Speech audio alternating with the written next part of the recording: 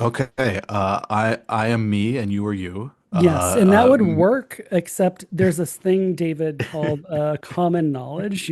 I'll tell you all uh, about it later because okay. So you might not know who me yeah, is. Okay. exactly. All right. You are, yeah, yes, you are Uh, not, me is not sufficient. I'm the other David Pinsof. I'm with Yes, my friend and co-host Dave Pietraszewski. that is Uh, me, which in this case context is sufficient right. because, well, I won't explain It it, gets but me is, complicated. yeah, It it takes a while does. to wrap your head around it. But anyway, we're here. Boy, this Uh, is really interesting conversation. People are going to yeah, be this is really high quality turning this content. podcast. Man, what if they can't explain this? How are they going to explain like how the mind works, right? Which is actually a Yeah. question I ask myself every day. So yeah, And we're doing the Evolutionary Psychology podcast. Even that I screwed up. you Evolutionary did. Psychology, That's the okay. It was a good podcast. throwback to the first And with episode. that's a Yeah. parenthetical in parentheses. Yes, Um, and we're doing a fantastic job we introducing this are. episode.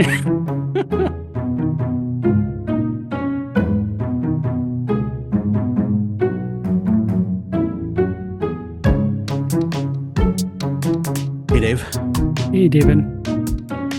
So we've done a few interviews now, and this is the episode where we get back to just you and me, the Daves, putting their heads together. And I think this was a really fun, wide-ranging conversation. Yeah, this is instead of sort of being on our looking backwards, this is sort of looking forwards or positively saying, well, what is evolutionary psychology and what are some examples of really great work that explain what it is and give meat to the idea that it makes predictions and gives people insights. And so I think if, especially for those people listening who want some concrete examples of insight that can be provided from this perspective, I And think we, yes, yep. and not just insight, but important, socially relevant insight. So we spend a good Mm. chunk of the episode talking about race and racial categorization, racial prejudice, and what evolutionary psychology can tell us about this important topic. And we really get into the nuts and bolts of it in a fascinating and mind-blowing way. From there, we go into anger, we go into happiness. We cover a lot of stuff in this episode. It was really fun. Yeah, Um, absolutely. Yeah. And and it was sort of fun because the some of the work is some of my empirical work that I do sort of in my day job. Yeah, so I'm the horse's mouth in that situation. yeah. So without further ado, enjoy how to be a good evolutionary psychologist. David, good to see you today. Good to see you too. Excited to get into the nitty-gritty of how to actually be a good evolutionary psychologist. Yeah, that's right. We've had a couple guests on, but we haven't really talked about sort of what EvPsych is positively per se. And I think it would be really helpful, especially for people who are listening who aren't part of the regular community of people, to just get a better idea of sort of what it is. Yes, I agree. There's plenty of discourse surrounding whether evolutionary psychology is good or bad, or whether we should take an evolutionary approach, or what kind of evolutionary approach we should take. But there's very little discourse surrounding the very large difference between good evolutionary psychology and bad evolutionary psychology. And I think any person in the field would agree that there is plenty of bad stuff in there and plenty of good stuff in there. And I think the wider public has no way of telling the difference between those two things. Would you agree? I would agree. Yeah. And I think also, I mean, this is the problem with the format of scientific dissemination is a lot of stuff is behind paywalls or it's in sort of Hmm. boring journals. I think one of the things that is really cool that I hope people will start to get a sense of is what a treat it is to talk to people who are actually doing the science because they're really cool people. They have lots of cool experiences and they're studying really cool stuff. And I think one thing I tell people, like my students in classes, is that textbooks are usually anywhere from 10 to 20 years behind. Yeah. Journal articles are, 3 or 4 years behind because if you think about it, you have an idea, you test the idea, run the study, or you write the paper. It takes a while Hmm. then to get accepted. Yeah.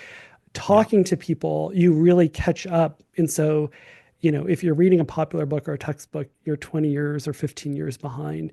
If you're reading journal articles, you're 3 or 4 or 5 years behind.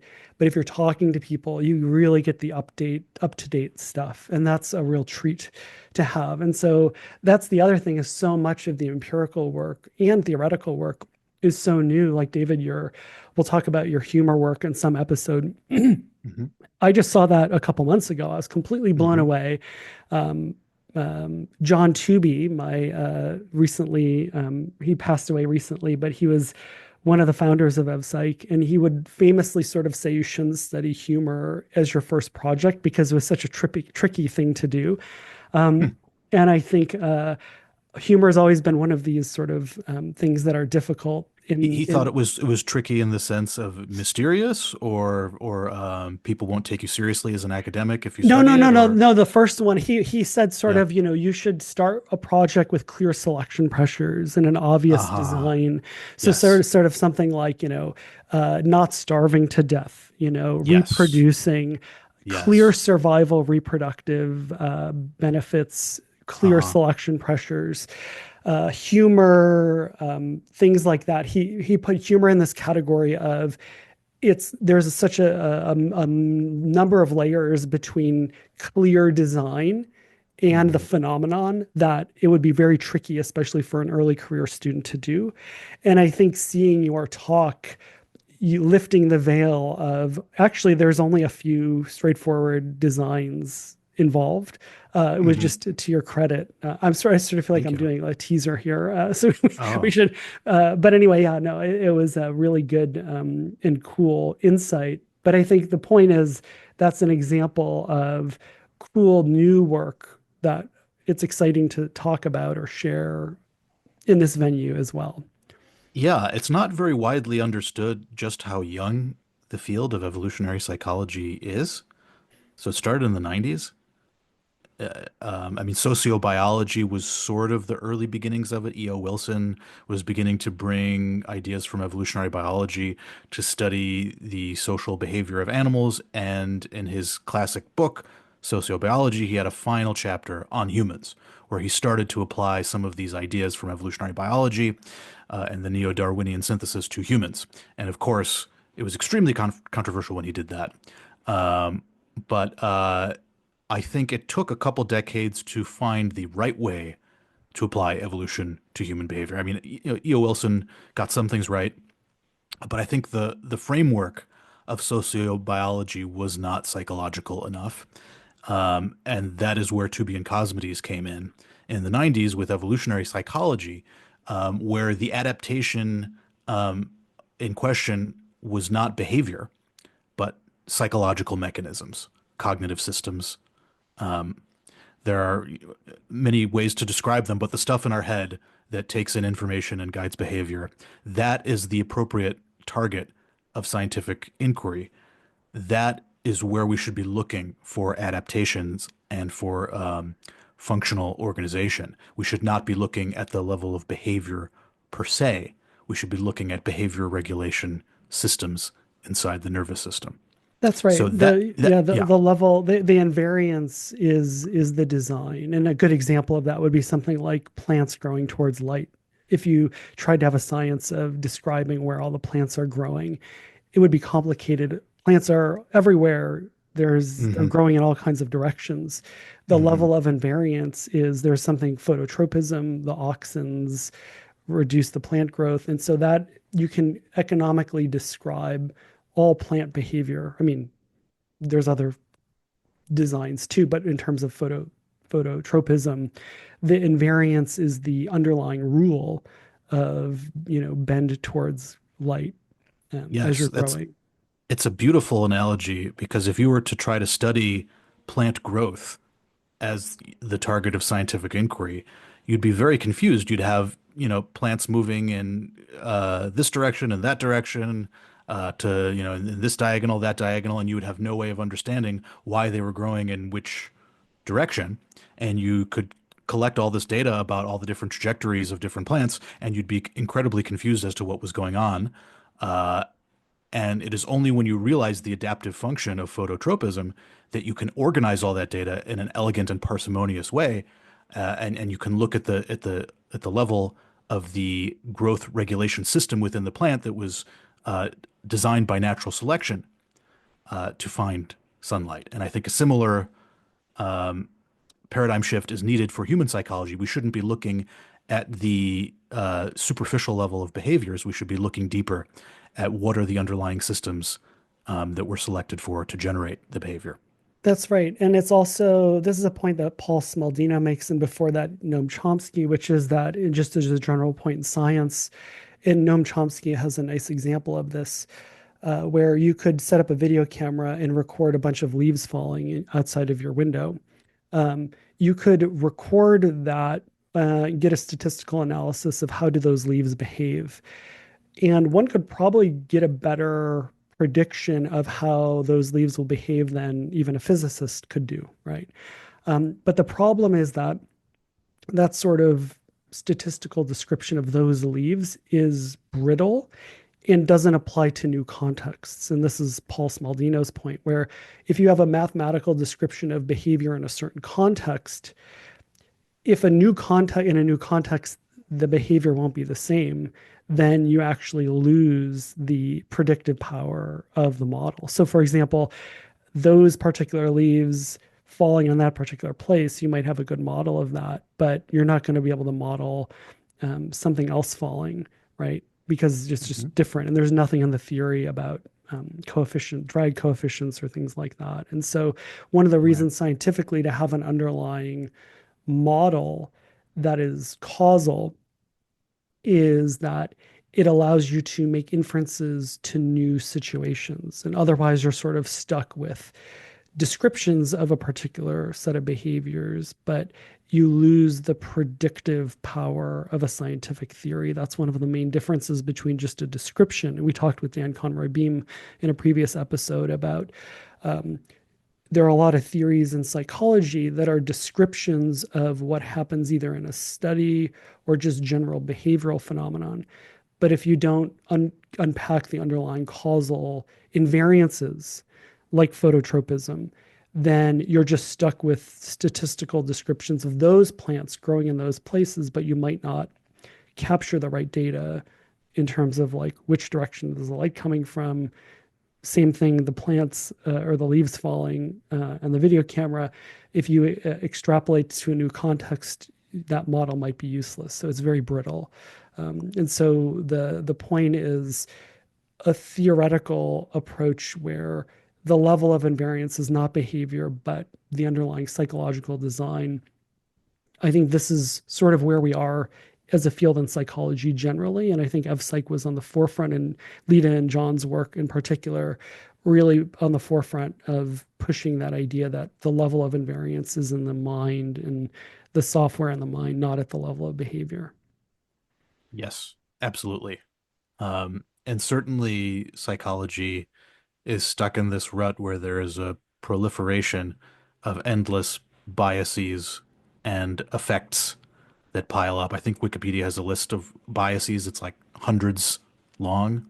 This is the sign of a field that is stuck in a cul-de-sac, I think. If you're just collecting biases and effects without a deeper theoretical framework to organize them, you're butterfly collecting. You're looking at the wrong thing.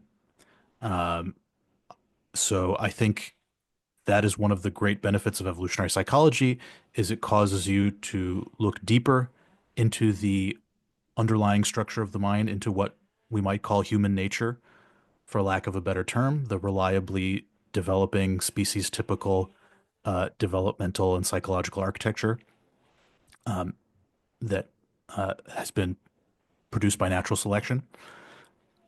That is the place to look for adaptation, for function, and a science that doesn't look at that as the source of invariance, as you put it, is inevitably going to get lost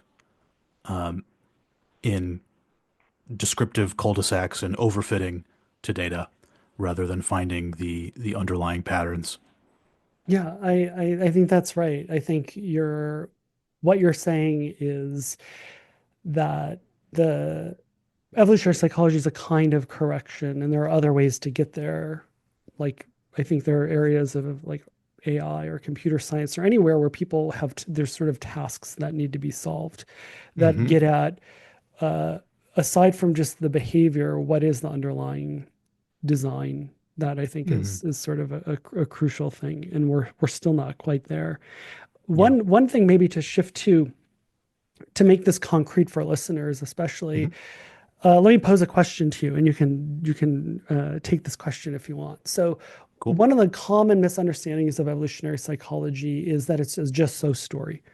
Hmm. Um, and I'm curious if in well, yeah, how do you typically explain why it isn't that? Or do you have an example of a study that you're aware of, or an example research project, either your own or someone else's, that's a clear example of why it isn't a just so story? Hmm. I mean, I've seen this idea over and over again. It's one of those zombie ideas that just won't die no matter how much you correct it. So just so stories, the idea is that you take any human behavior and you spin an evolutionary story about us as cavemen or whatever, and you make up some reason why it might have helped our ancestors survive and reproduce, and then your work is done. And that's the criticism, is that evolutionary psychology does this. And I think it can be a fair criticism of some bad evolutionary psychology. So that's a place where bad evolutionary psychology can go if you don't have the right way of thinking and the right way of doing task analysis. You can sometimes get lost in this just so story trap. So I think it's a valid concern and something to look out for. But just as an empirical matter, the idea that evolutionary psychology does not make testable predictions is false. What I find ironic about the just so story idea is that it itself is often unfalsifiable. Like a lot of people will just lazily say that some idea I present is unfalsifiable, and then I'll say, "Well, actually, no. Here's how you could falsify it," and I list a number of empirical tests that you could falsify, and then I often engage in petty debates with people on the internet when I blog, and when every now and then when someone says this is unfalsifiable, I'll say, "No, here's how you can falsify it," and then what's funny is what I sometimes get is, "Well, no, I don't believe you." Mm. Which suggests to me that the idea that the hypothesis is unfalsifiable is itself unfalsifiable. Nothing could actually falsify it. Mm. No matter what I say, the person will continue to believe that it's unfalsifiable. Um, so, I mean, the best way to just dismiss this idea is just to like point to, say, the Journal of Evolution and Human Behavior, point to the latest, 2-volume handbook of evolutionary psychology, which I believe is over 50 chapters, covering just an enormous wealth of empirical research that has been generated by evolutionary psychologists. So clearly, they're not just sitting around telling stories. Clearly, these people are doing research. They're testing hypotheses. They're doing statistical analyses. They're doing something. Yeah. Right. So that's one thing I might do, is just point them to that stuff. I don't know. I mean, there are plenty of cases where evolutionary psychology hypotheses have been falsified. Perhaps the easiest one to wrap your head around is this hypothesis about homosexuality. So homosexuality is kind of mysterious from an evolutionary perspective, and that you would expect heterosexual mating to be selected for, and homosexual mating to be heavily selected against, given that you're not reproducing and spreading your genes. So one hypothesis for why genes for homosexuality might persist despite their selective downsides is that maybe it's like a different fitness maximizing strategy. Maybe gay people are investing more in their kin, in their nieces and nephews. And because fitness isn't just about your direct reproduction, but about the reproduction of anyone who shares genes with you, maybe on net, homosexuals are still doing okay evolutionarily if they're investing a lot in their nieces and nephews. The coin, Uh, it's like helpers in the nest, I think, is the Helpers in sort the of nest. cutesy title for it. Yeah. Now, as a matter of fact, I don't think this is a very plausible hypothesis. But at the very least, it is falsifiable. It is very easy to test. It makes a very clear, bold prediction. And that prediction is that gay people should be absolutely effusive toward their nieces and nephews. They should just absolutely adore them and invest tons of time and energy into taking care of their nieces and nephews, enough to offset themselves not having kids of their own. And you can go out and you can run the tests. You can ask gay people how much time they spend with their nieces and nephews. You can compare it, it to straight people, and the data has come in, and the answer is no. Gay people are not particularly effusive toward their nieces and nephews relative to straight people. So that hypothesis has been falsified. That is no longer a viable hypothesis about the evolution of homosexuality. So that's one clear example of a hypothesis that was falsified. Right. And I think there's also, I think this comes back to why people misunderstand evolutionary psychology, and not only why, but how they misunderstand it comes back to what we talked about, which is this idea of it's not about behavior, but design. And Hmm. where evolutionary psychology typically makes predictions is at the level of design. So what you Yes. just described was, if this idea is right about that, if homosexuality, there should be design in this sort of type to be really strong in alloparenting. Hmm. And you don't see that. And other examples of design, a good example of this that is falsifiable, but turns out to be true. I know this is just my own work, which is that one idea about like why do people categorize people by race? People had shown that people always categorize people by age, sex, and race. This was looked at using a So paradigm. we should Yeah. probably unpack what it means to categorize someone Mm, by something, because a lot of yeah. people might not know what that means. Yeah, great. So categorization is a process whereby when you're meeting somebody or you're judging somebody or evaluating somebody, you're not just treating their individual characteristics.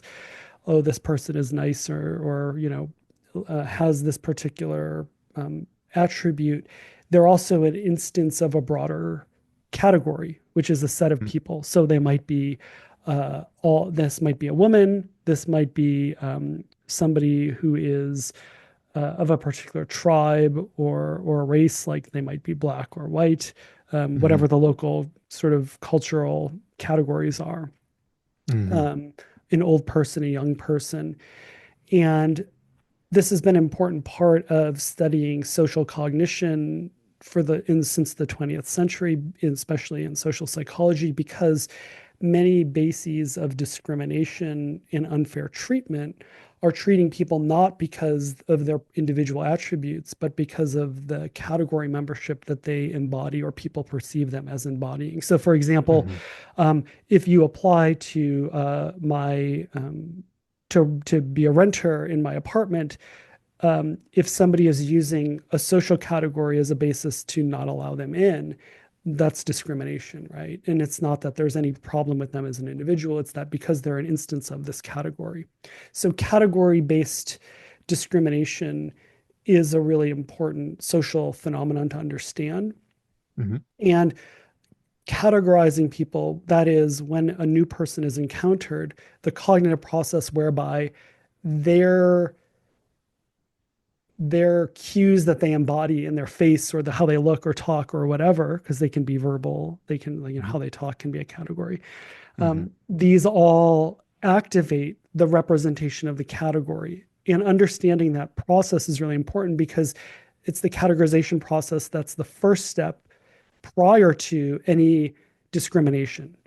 If people Yes. did never categorize people in the first place, there would be no racial discrimination, sexual discrimination, et cetera, because there wouldn't be categorization by this feature in the first place. Mm.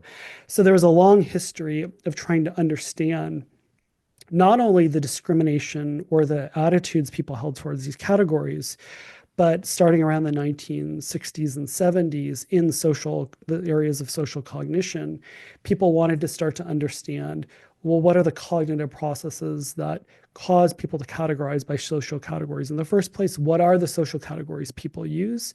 And Mm. there were new methods to sort of study that. And one of the things I do in my day job as an empirical psychologist is study some of those cognitive processes. And one of the tools people use is something called the who said what paradigm, where people are shown photos of people along with a sentence. So it could be something like you're told, oh, you're going to see a bunch of people. They're just all having a conversation. And then you see a picture of like a person and there's text underneath. They say something. And then there's another person and they say something else like, hey, nice to meet you. Like, what are you doing today? And then somebody says something else and they just sort of a conversation. And usually participants or people in a study would sort of see this on a computer. It's been done in real life. You get the same kind of result. And then at the end, there's a surprise recall task. So usually there's a long conversation. Usually it's between like 8 people. You see about 24 statements, whatever. But at the end, there's a surprise recall task where all of a sudden you see all the faces or all the people that you had seen earlier, and then you're asked to try to remember who said which sentence. And it's a surprise task. And it feels really, really hard. Like, shockingly, memory for what people have said or who have said what is quite bad. I actually make these stimuli, and I still, to this day, even the stimuli that I make, I'm like terrible at it. And it feels like random guessing. But the cool thing is that even though it feels like random guessing to the participants, their choices are not random typically.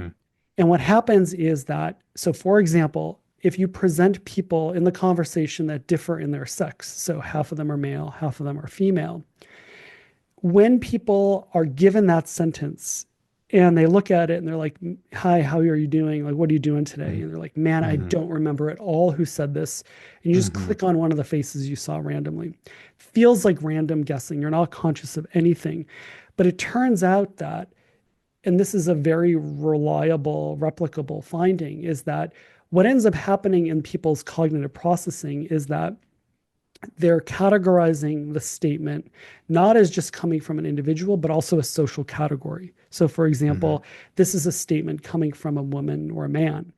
And what will happen is in the guessing process, the fact that that statement was said by a man or a woman will cause them to be more likely to choose one of the men or one of the women, even if they don't remember the correct speaker.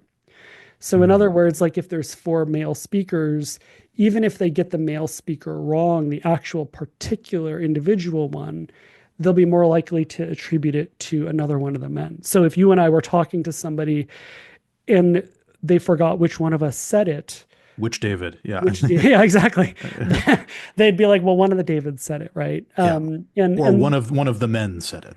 Yeah. exactly. And so, and it turns out then you can quantify for each participant the degree to which their errors cluster non-randomly. And to the degree that a statement that had come from a man was attributed to other men, a statement that had come from a woman is attributed to other women, that quantifies in a very precise way the degree to which that particular participant categorized by sex.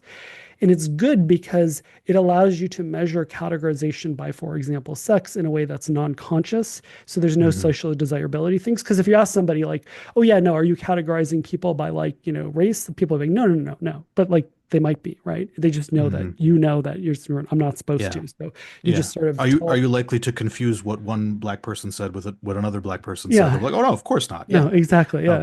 But if you look at the data, they're actually doing that. Yeah. Exactly. And so this who said what paradigm was used for basically 40 years. And what people found was that categorization by many categories, like social class, like sort of more arbitrary things, like maybe if they're a university student or a teacher, even visible things like clothing styles, these were things that would sometimes be categorized as measured by this paradigm, but sometimes not.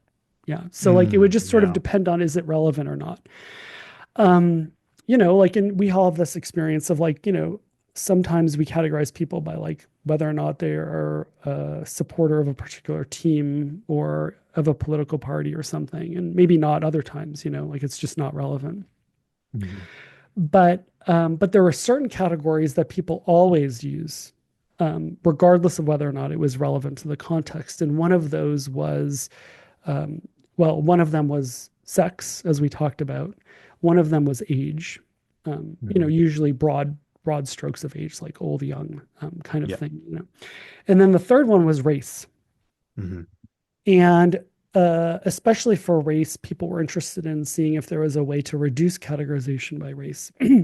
Because, again, for something that is socially problematic like racism, changing categorization would be a way to change discrimination by race. And so people Hmm. immediately, once they discovered, people seem to always categorize people by race. And this is usually like black versus white, like that broad stroke. There have been other kinds of categories that you find similar things. So, for example, an analogous category, sort of in Germany, is people who are sort of Middle Eastern or particular Turkish descent, and that has been found. So, like, people will categorize by like sort of white European German versus Turkish in Germany, for example. So, like, Hmm. physically visible, sort of like racial categories in a local context. This is sort of a what people have typically meant by race.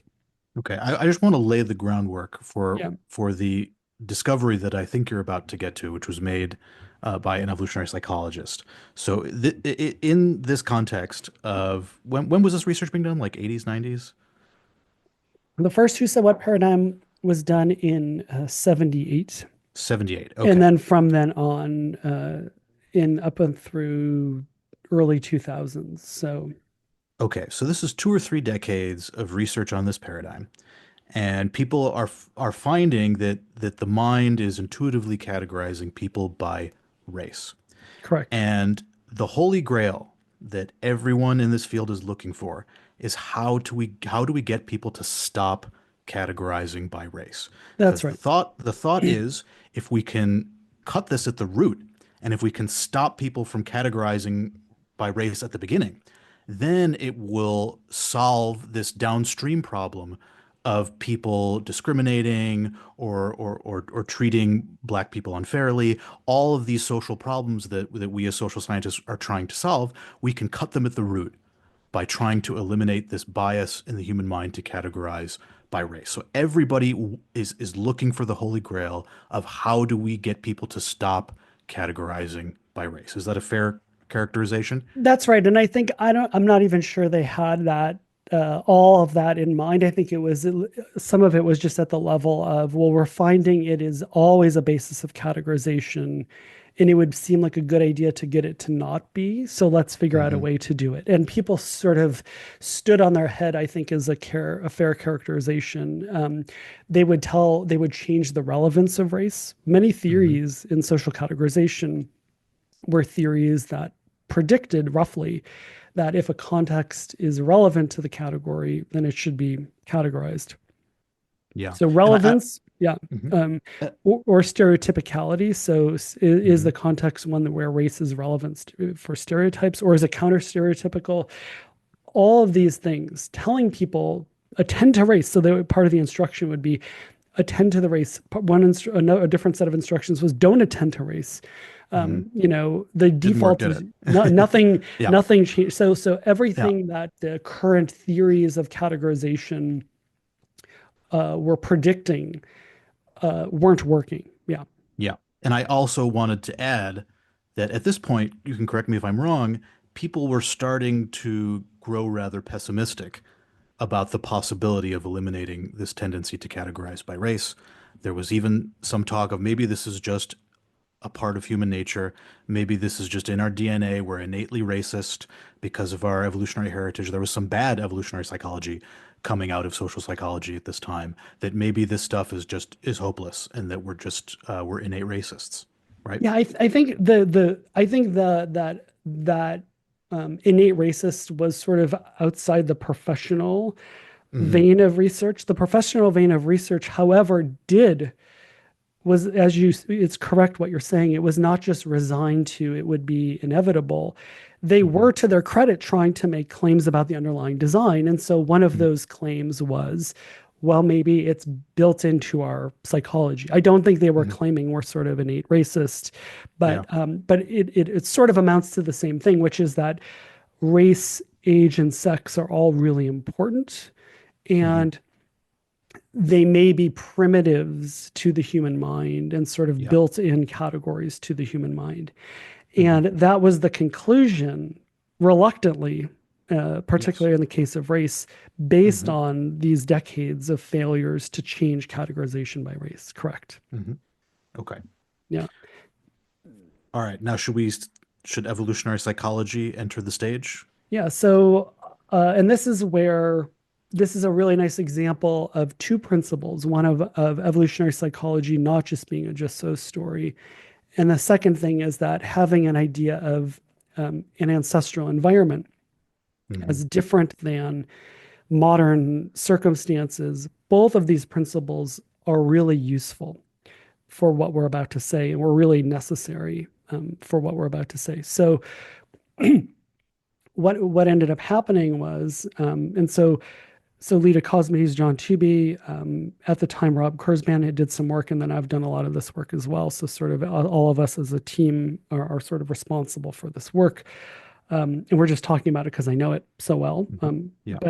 But basically, what especially I think Lita and John sort of did and Rob was to look at this phenomenon of people always categorize people by race in particular, and then this additional claim of there's sort of software in the mind for categorizing people by race. This Hmm. idea is a functional claim. This is saying Yes. there is a system in the mind that is well designed to categorize people by race. A Hmm. claim about what the function of a particular piece of software is in the mind has to be consistent with the way natural selection works. Hmm. And and this is just simply because this is the only way that you get complexity, as you put very eloquently in previous episodes, David. The only way that complex, non-entropic Hmm. structure can get built into the mind, just like as in the body, is Hmm. if that structure is based around features of the environment that would have been present over evolutionary time.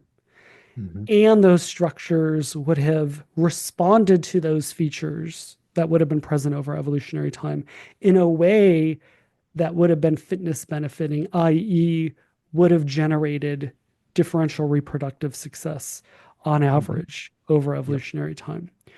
So the idea is that if we think of human software as sort of a bunch of complicated input output processes, the claim that the social psychological literature was making was that there is a system in the mind that is for categorizing people by race.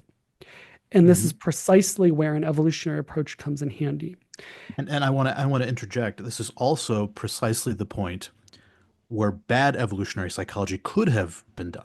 So Sure. if I see this pattern of people are Mm, naturally categorizing people by race, I could very easily tell a just so story that's right. about how in the ancestral environment there was lots of intergroup warfare, intergroup competition, and categorizing people by, of a different race would have been adaptive in the ancestral environment when we were cavemen and we were encountering people from different regions, and it would have benefited us to go to war with those other tribes that we encountered. So and that I would end the analysis there. No further empirical work. That's my untestable just so story. My work is done. So that's an Right. example of where you could do very bad evolutionary psychology. That's right. And you could look across cultures and then say, sort of, Mhm. look, these people, this is the group basis here. And you say, well, yeah, that's because that's activates their tribal psychology, whatever. Yeah, no, exactly. That's Yes. right. Yeah. But you and Rob and Leda and John did not do bad evolutionary psychology. You did good evolutionary psychology. Better. Yeah. Better. It's still I oversimplified, think but it's yeah, good. yeah, I yeah. think Yeah. it's good. So, I mean, but so the claim, there's sort of, so yeah, so thank you. The claim then is, all right, let's look at the claim from Hmm. this functional perspective. So the claim is that evolutionary well, the claim is there's a system in the mind for categorizing people by race. Hmm. There's two parts to any evolutionary account. One is the feature of the world present? And then two is, would there have been selection for dealing with that feature of the world in a way that would have been fitness relevant? Hmm. And if you look at race, even on just the first criteria of would this have been a feature of around which our minds could have evolved. Because something has to be a stable feature of the environment for our minds uh, to have some structure to represent it. A good example is like a mother. Mothers are always present. That's a stable, enduring feature of sexually reproducing organisms, and Hmm. especially where your mother's investing in you. There's good ideas that like you always had a mother, and so that's a stable feature of the world. And that feature of the world, given that you have a mother who has an identity, who's individual, that's an enduring feature that can create selection pressures and mental machinery for identifying who your mother is, right? Hmm. Which is It of critical adaptive importance. exactly, and that's the Yeah. so it's a Yeah. feature of the environment. One, Hmm. two, it would have fitness relevance, right? A Hmm. robot, a squishy robot that doesn't identify its mother versus one that does. There's clear, straightforward logic to why one design would do well versus another, right? Hmm. And so that's that. In the case of race, even the first criteria, was it present over evolutionary time? Already we're in tricky Yeah. ground, shaky Yeah. ground. Let's put it that way. Um, Hmm. so race, as we talk about it, if you look just from an objective biological perspective, human beings have superficial variation in response to like climactic um, exposure. So what we think of as race is sort of very skin deep, superficial differences between populations of people.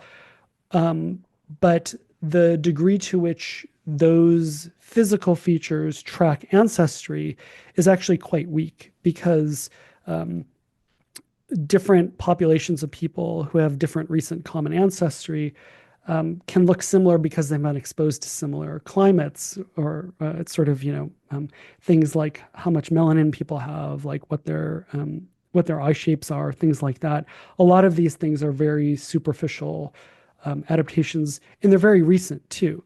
Hmm. White skin evolved something like shockingly recently. I think it's even less than 5,000 years ago. There's actually really Wow. good. Yeah, it's incredible. That's not enough time. No, no, no. Modern Yeah. humans, Yeah. we're 60,000 years ago. A 60,000 year old, well, not year old, but like, if in a time machine, if you met a person from 60,000 years ago, they'd be a much better hunter and runner and et cetera than you. But in they would be different in certain ways, but they're still us, right? So, Right. our current brains were around 60,000 years ago. And, human beings don't come into subspecies. Like even chimps, for example, have 5 to 6 times more genetic variation than we do. Hmm. And even chimps don't have subspecies. And so we're really related, which is consistent with, there's more recent genetic evidence that there were really tight bottlenecks in our ancestral populations. So like Hmm. from a biological perspective, we are extremely similar to one another. Humans are. So, so the idea that sort of race as we talk about it would have been a feature over evolutionary time. Number one, very racial, quote unquote, what we count, the physical features that we think of as race are very recent things. Yeah. Also, it's only with recent transportation technology that people would have encountered sort of large scale systematic differences among these things, because otherwise Yes. everyone's traveling on foot or even by boat. You're meeting people, you're mating with them, like it's just an ecologically valid or non modern technologically mediated social Yes. world is one where basically as the scale of social interaction, whatever scale that is, people are sort of blending together in terms of what they Yes. look like, just by Yeah. virtue of, yeah, Very unlikely for an ancestral hunter-gatherer to be doing intercontinental travel. exactly, yes. And and even if they were, it would be just them, and then they're just part of that Yeah. community, and their Yeah. children look like the community, right? So it's Right. not this large scale, large numbers of groups that are socially isolated remain so Hmm. distinct for multiple generations is really a modern phenomenon, right? Yes. And Okay. and so race, as we think about it, it would have not have been an enduring feature. And even what counts as a race varies historically, right? So, like, Hmm. in the United States, being Irish was literally a race. It wasn't figuratively a race. You Yeah. can, if you look across places, Rwanda, Hutu, Tutsi, this was we know the history of this was a hallucinated racial distinction that had no Yes. objective basis. Right. And I'm sure if you brought people into the lab at that time period and showed them some Irish people and Yeah, some they exactly. would say, "Oh, it was one of the Irish people said Yes, that." And they would have you exactly. would have seen categorization by Irishness. That's right. And the Yeah, idea that we have inbuilt software for detecting Irishness is preposterous, that's right? So right. something has gone wrong here. Yeah, if you showed the same thing to Yeah. ancient Greeks or Romans, the racial categories would have been different, but Hmm. the same idea, right? Yeah. And this is sort of a part of what we talked about, instinct blindness, right? This idea Yeah. that if we experience something vividly, and we do, like there's a pop out effect, like Yeah. one analogy I like to use is something like you can see the clothing color of people or what a car looks like, but there's a pop out effect if you see a police officer or Hmm. an EMT or an ambulance or a police car Hmm. or military uniform. And it's not just a consequence of the color, but it is Yeah. something about there's this additional inference. Or another example of this would be like sort of gang colors, right? Or Hmm. team colors, right? There's just like this Yep. additional inference, and that I think is the idea. There's sort of pop out for these categories. But anyway, getting back to this idea, race would not have been a feature in which our minds evolved. What counts as a race is really different and volatile across historical time and even within historical time across cultures. And so the Hmm. idea that the mind has software for this particular category is sort of seems strange. And Hmm. then the logic of an evolutionary approach or adaptationism is that you take the behavior, but then you say, look, any outcome is either a product of adaptations or it's a byproduct of adaptations or it's noise, right? Hmm. And it's some combination of those three things underlie any behavior. Now, it might be multiple adaptations, it might be multiple combinations of these, but just by virtue of the logic of how natural selection works, it has to be one of these three categories. Yep. And one question then, and this is part of doing a task analysis, which we may or may not get to here, is then you look at a certain behavioral phenomenon or a particular phenomenon you're interested in, and then you say, well, what kind of an adaptation or sets of adaptations does this look like it might be either a result of or a byproduct of? Hmm. And so when looking at how people were treating race, what inferences follow, what kind of thing does it look like? This led to an idea, and this is called the alliance hypothesis of race. So the idea is Hmm. that there would not have been selection pressures on the mind for categorizing people by race. In contrast, there would have been selection pressures on the mind for tracking alliances.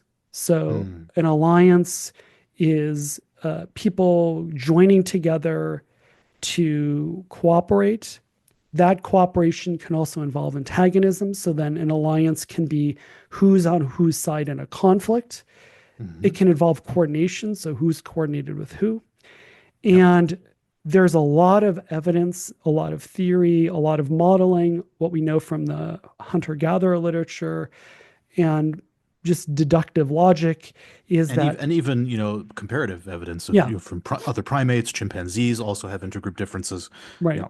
right. So the idea is that cooperation, competition, coordination are really important, deep principles of our evolutionary past. The Hmm. ability to negotiate these relationships is super important for fitness, meaning the designs that are successful or not. Designs that can negotiate these relationships will do Yes. better than those that cannot. A Hmm. concomitant of doing well or navigating these relationships is the ability to track who is affiliated with who. Hmm. This is a complicated problem. I mean, most of my empirical work is on this problem, and we know very little about how the software for this works. But what the idea is that we have this software. This is a clear set of adaptive problems. The ability to identify who is allied with who is important. It's important for predicting when you see two people come together. Can you predict what their relationship will be? If you see another person, can you predict what their relationship will be towards you? Hmm. And part of the way that the system would work is just like who your mother is, the groups that exist, the alliances that exist are dependent on local circumstances. So it's a learning system, it's a learning adaptation. Yes, Just there would like, have been yeah, no consistent way in which groups demarcated themselves throughout our evolutionary history. that's right. In the Presumably, you same would way, it have to, would, yeah, yeah, you'd yeah, have to learn exactly how groups are being differentiated, what the markers are. Yeah. exactly. In the same way that who your mother is always varies over every generation, and therefore it's a Hmm. learning system has an open parameter that says there are a set of cues that are reliably present that tell you who your mother is, but the Yeah. system doesn't develop to create an identity ahead of time. It's not innate, Yes. quote unquote, in the system. The identity Yes. itself is not in the system. The rules for identifying the identity that exists in the world is in the system. And that's the Yes. same principle in the alliance system, which is what the basis of group interaction or social interaction will vary, but then you can use cues to learn who's affiliated with who. And the Hmm. idea is that so there's software in the mind for tracking alliances, and part of that design is a learning system that is looking out in the world for reliable patterns of cooperation and competition. You could do a task analysis of what those are. It might be when you see two people physically hurting one another, encode not only their individual identities but any category level features that they have, and see if that category level predicts um, future conflict. So, for example, like Yeah. if the people who live on this side of the river versus who live on this side of the river, or who have this tattoo versus have this other tattoo, it's basically this learning thing of there's the software that's looking out in the world for who's cooperating with who's fighting with who, and then what are the cues that are correlating and thus Mm-hmm. predicting those relationships. Mm-hmm. All of this has very clear selection pressure advantages, to just put it that Yeah. way. Yep. Would have been enduring. We're talking about it at a fairly abstracted level, but it's the level of invariance, right? We're not talking about Yes. what the particular cue is. We're not talking about the particular relationship, but it's the abstract relevant categories, right? Of that's Yes. constant. I And the want to idea, yeah, interject here please. quickly with another important pitfall that a lot of people fall into with evolutionary psychology is that they think there's this dichotomy between something that is learned Mm, versus something that is evolved. right. Yeah, And what you're saying here throws a wrench into that whole dichotomy because what you're talking about is an evolved learning system. that's right. Yes. There And, has been, yeah, yeah, an Annie evolutionary, Wertz. Yeah, yeah. yeah, Annie Wertz has another great, we will have her on too, where this is exactly her point, where there's another context where just like learning who your mother is, when the invariance is variance, right? The invariance is you can't build this in. You can't build in what David Pinsof's mother looks like to every yes, human being, because except for you, David, or your yes, siblings, that will be wrong. hmm, And so when the invariance is variation, it builds a learning system, right? yes. This is Annie's point as well. Yeah. So I just wanted to quickly interject that you're talking about an evolved learning system. So That's right. continue with Yeah. Yeah, yeah. thank you. It's good to Hmm. dispel these sort of simple Hmm. misunderstandings as we go. Yeah. Yeah, so this is an evolved learning system. And the idea is that this description of the software, even at this basic level, the idea is that that software could be an explanation for why we see categorization by race.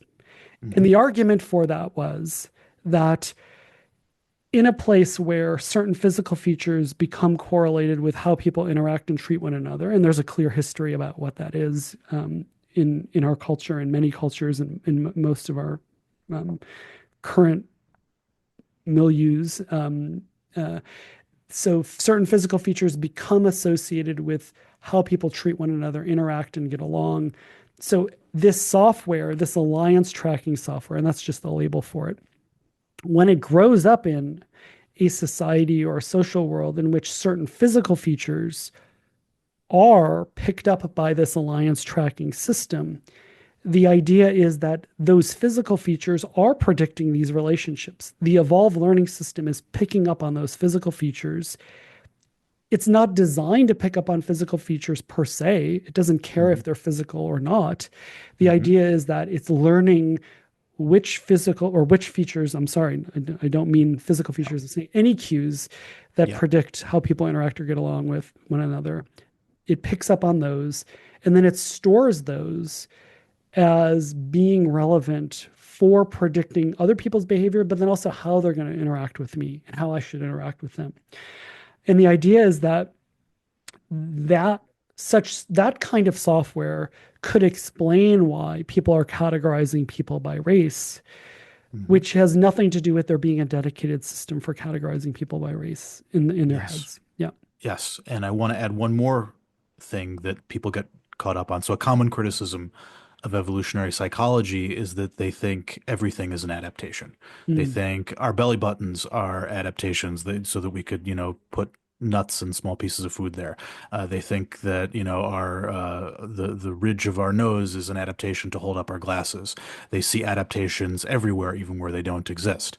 So here we have a very clear rebuttal to that criticism. We have an instance where the hypothesis is specifically a byproduct hypothesis. You are not claiming that we have specific adaptations for categorizing by race. By contrast, you are claiming that we have adaptations for detecting alliance membership. And in the modern world, race becomes a cue of alliance membership.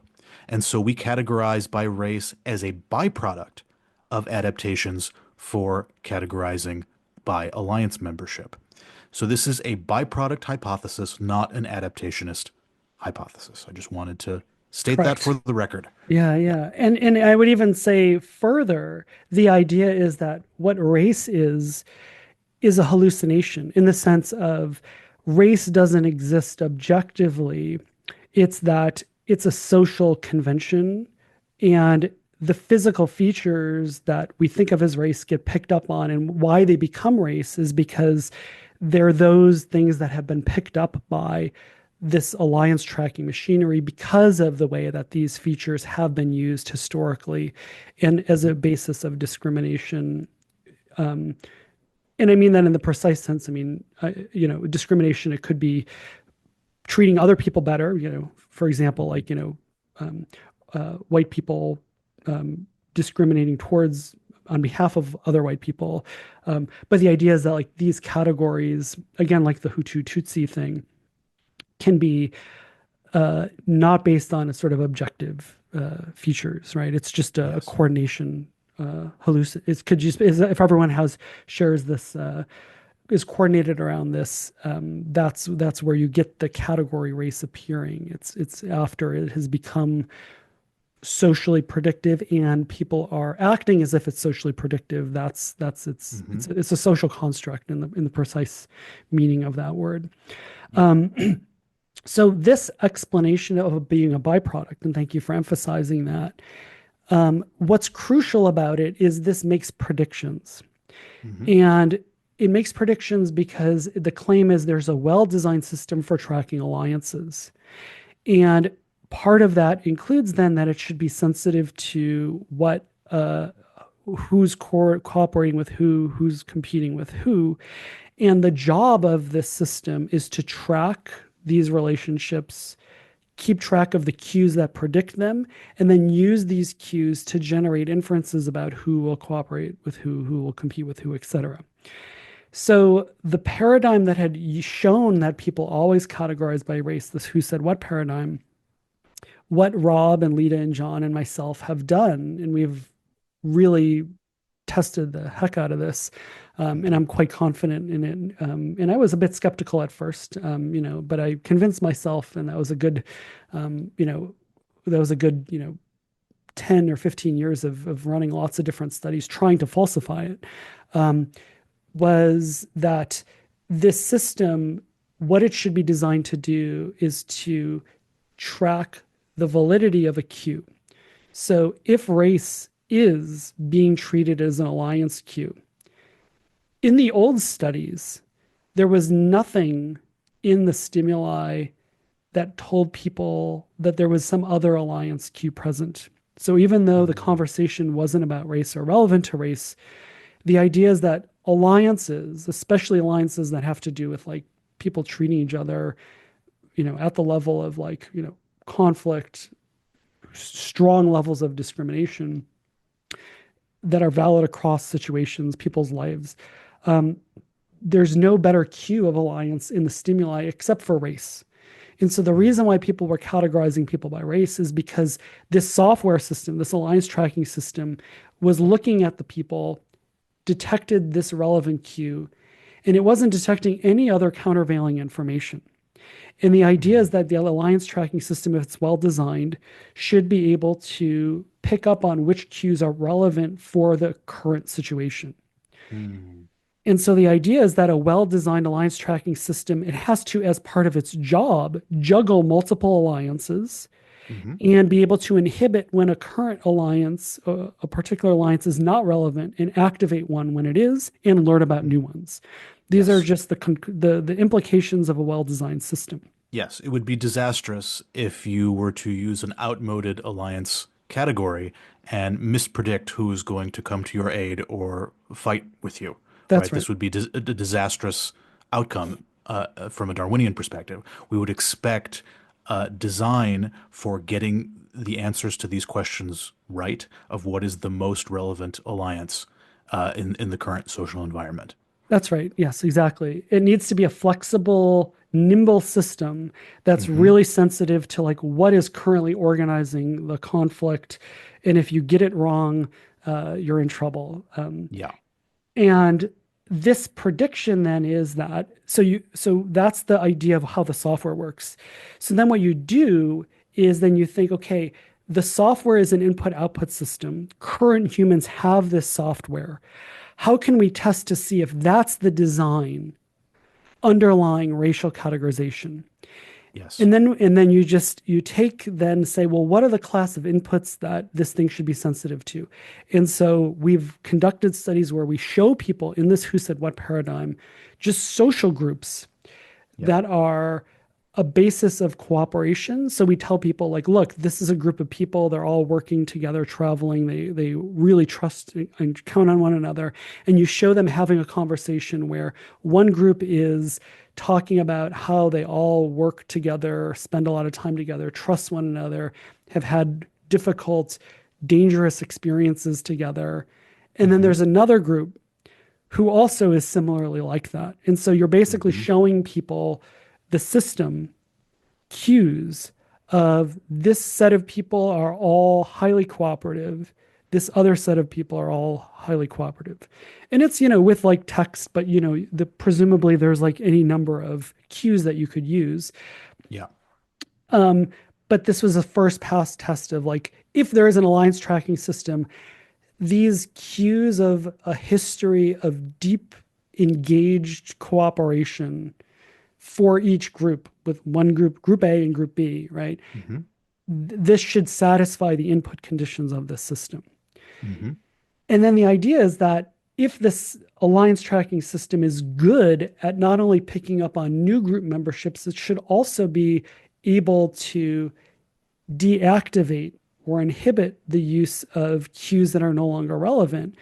Then Hmm. the simple way to show that is we show people that race is no longer predictive of who's in group A or who's in group B. So concretely, there's an equal number of black and white people in group A and an equal number of black and white people in group B.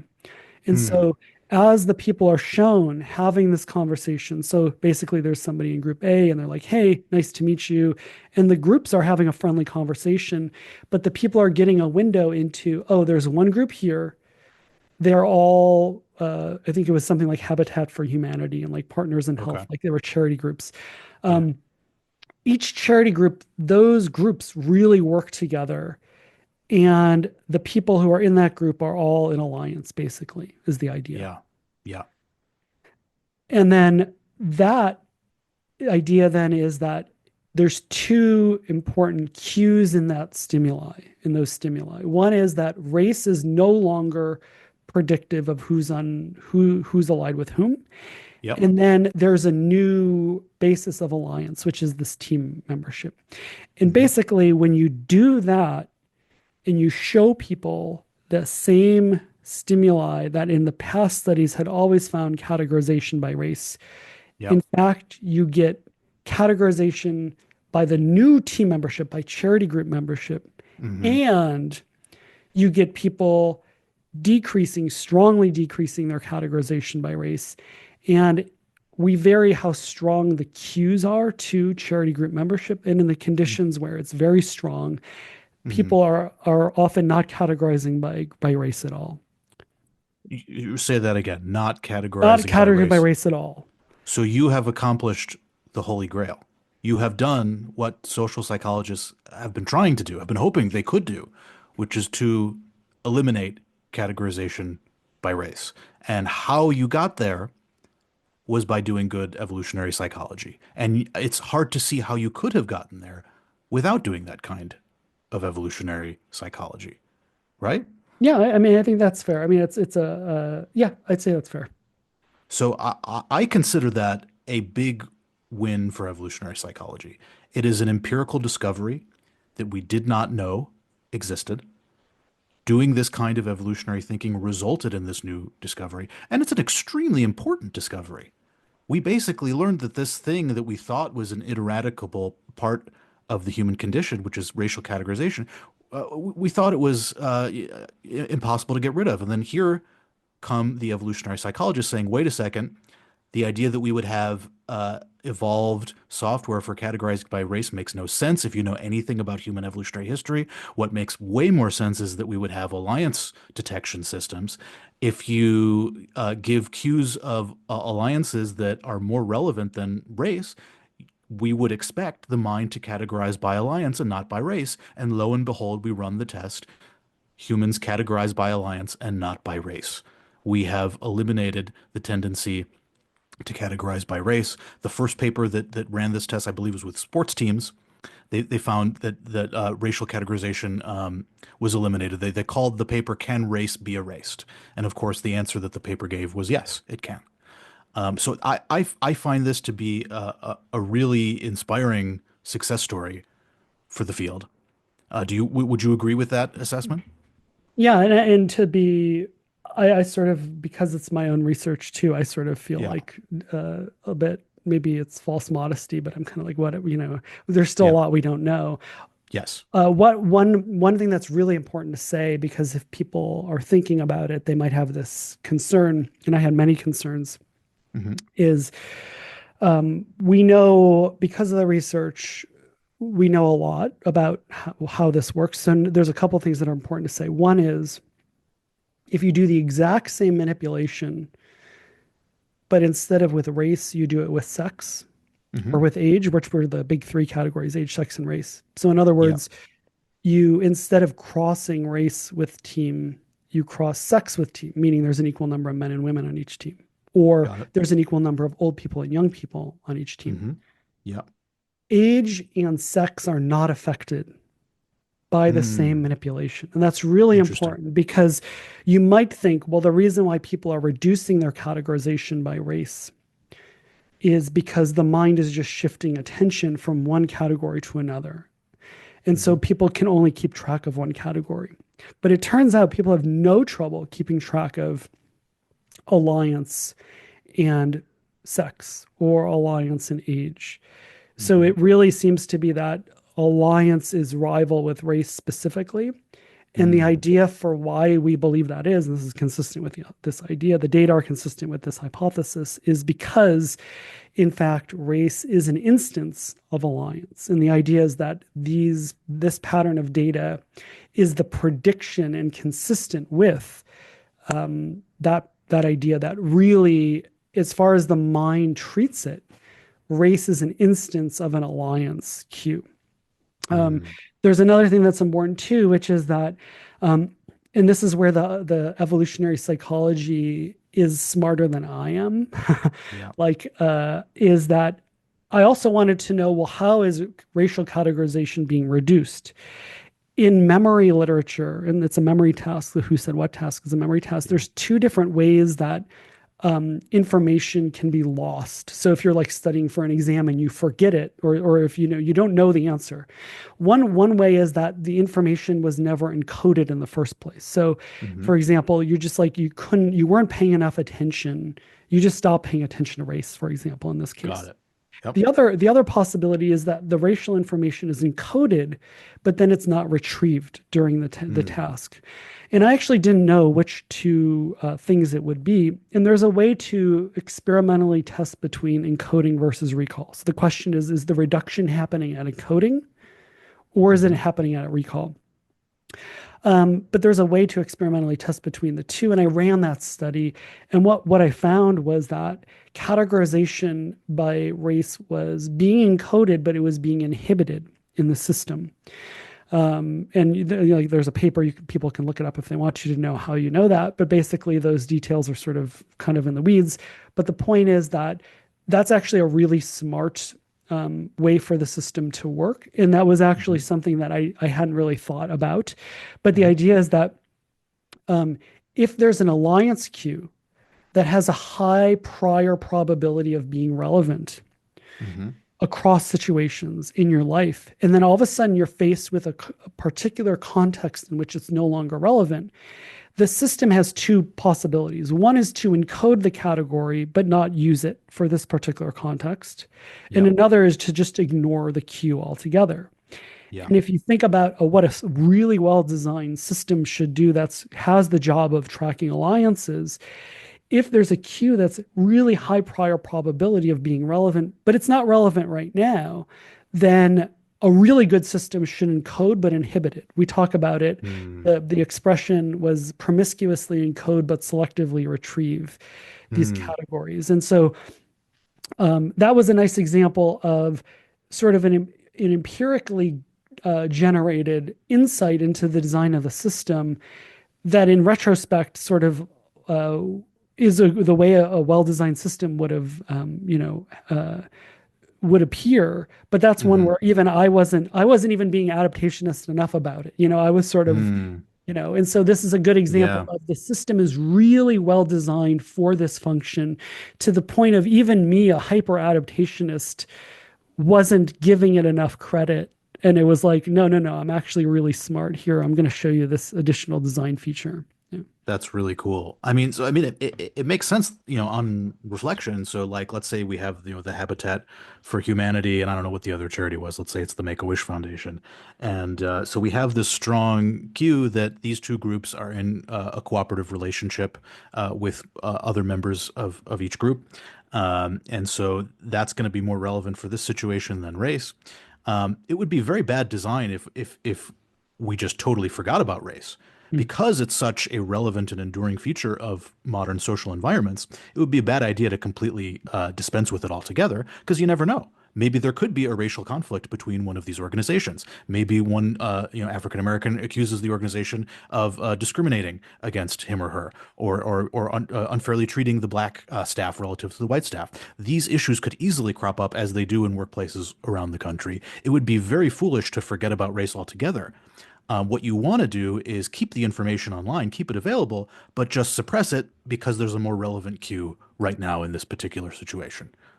That's right. Yeah. And Yep. so there's really two conclusions, and then we can maybe loop back to like our broader point about, why it's not just so stories. The two conclusions are this is evidence that even modern skulls are showing the signature of a system that's well designed for an alliance tracking system. Hmm. And the idea that that's a long enduring ancestral adaptive problem was the reason why those particular stimuli were created, because the idea was if that system exists, it should be sensitive to these inputs and should generate this output. In this case, we've so far just talked about categorization. There's other outputs we could talk about, but anyway. Yeah. Yeah, no, that's all Yeah. fascinating. And I will also add that this empirical work is really very much the tip of the iceberg Yeah. in terms of the additional empirical work that could be done. So this is just scratching the surface. I mean, Yeah. It's so like you it's a just used proof of explicit concept. Yeah. It's proof just of concept. yeah, So exactly. like it's incredibly mysterious. You know, there are probably many dozens of cues that are used to track alliances. You just gave people a text-based description of which group was cooperating with whom, but you could do further work on this. You know, maybe dialect is important, maybe dress is important. There are lots of really interesting predictions you could make about how the alliance detection system is working and reverse engineering it based on details of the local context versus other situations you might have encountered in the past, which cues are going to be given higher priority when. There's a lot of work to be done here of really nailing down the specifics of how this alliance detection system works. Yeah, Uh, and yeah, the inputs, and that's the inputs, and then there's other work in psychology, some of which sort of inadvertently is getting at it too, like spatial yeah. proximity and like who lives Hmm. with who. Hmm. And I actually do have some work on accent too. We could talk about that another time or not. Um, Uh-huh. but uh, but no, that's right, and that's all on the input end. But then there's also the output end, right? Which is Yep. that the categorization is a byproduct. It's not what the system evolved to do, and so there's this whole Yes. other thing of more ecologically valid outputs, which is inferring who's going to behave, how they're who's going to support who in a conflict. And my Yes. students and I are working on that as well. But that's right. The point is that all of a sudden you're moving from stuck with a behavioral phenomenon, categorization by race. We're Hmm. standing on our heads trying to get it to change. Yep. And then coming at this from a different perspective, which is to not just be locked into what can I just intuitively think of that might be relevant for categorization by race, but to then come from this perspective of weirdly, we're not allowed to think there's a system for categorization by race. It's got to be a byproduct of another system because of an evolutionary history where race was not present. And because we're only allowed to stipulate that there would be software in the mind around adaptive problems. And then immediately the hypothesis based on an adaptive problem generated a prediction and you get this result. Now, it might be oversimplified. There might be a million adaptations in the social world, and this is just the first pass at it. And it Yeah. is still oversimplified, but it's a really nice example of the just so story of look, um, it's racial categorization is inevitable, right? Because of our intrinsic tribalism, or even the just so story of it's not inevitable. It's a byproduct of our alliance tracking. The thing is that the sense in which these are not just so stories is that they're making additional design predictions, right? Yes. Um, even the eyeglasses, and so there's this fanciful thing, Dr. Pangloss, the Yeah. Panglossian thing where Hmm. like, the reason why we have a nose is to hold up eyeglasses. People, one of the ways people criticize adaptationism is to use that example, right? And Yeah. to say, well, you're just obviously that's stupid. But the thing that I think is funny about that is there being an adaptationist to make that point, which is that it's very obvious that noses are not well designed to hold up eyeglasses. If I Hmm. was going to build something that was well designed to hold up eyeglasses, I wouldn't make it sloped and greasy, such that you had to like have things around your ears, right? Like Yeah. something well designed to hold up eyeglasses on your nose. Like a nose is not designed to hold up eyeglasses well at all. It's Yes. really eyeglasses are well designed to stay on noses, which are not designed well to hold anything. They're super Yes. slippery slopes, right? And so Hmm. the point is when you make a claim about something is for something, it Hmm. makes predictions about how it should be structured. It makes Yes. new predictions in the future. And what adaptationism is and why it's not a just so story is that the logic of what follows from the claim about function. For example, the function is not race per se, but it's about alliances. That predicts that the system should start to care about alliances that are not racial and should stop caring about race. Yes. So it's an example of claims about function make predictions, and that's why it's not a just so story. Yes. Form follows function is my mantra. And if you are trying to develop a theory of the form of the human mind, the best way to do that is to come up with a good theory of what the function of the human mind is, or what the function of the part of the mind you're looking at is. Once you have a good theory of what its function is, and that function is necessarily going to be an evolutionary theory because evolution is the only source of anti-entropic functional organization we know of. Once you make a claim about function, all of a sudden all the form falls into place. You have a beautiful framework for predicting what form that system should take. Right.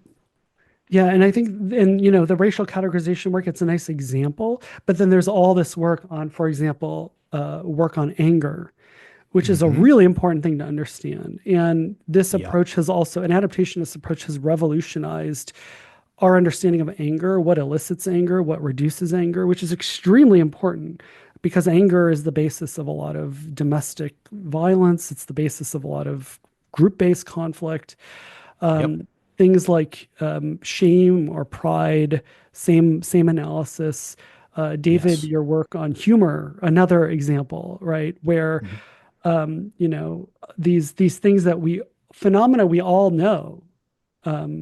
Obviously we experience race, we experience shame or pride or things being funny, but to then unpack the logic of it such that we can predict what is funny or when Yes. people will feel shame or pride or anger. Yep. Yep.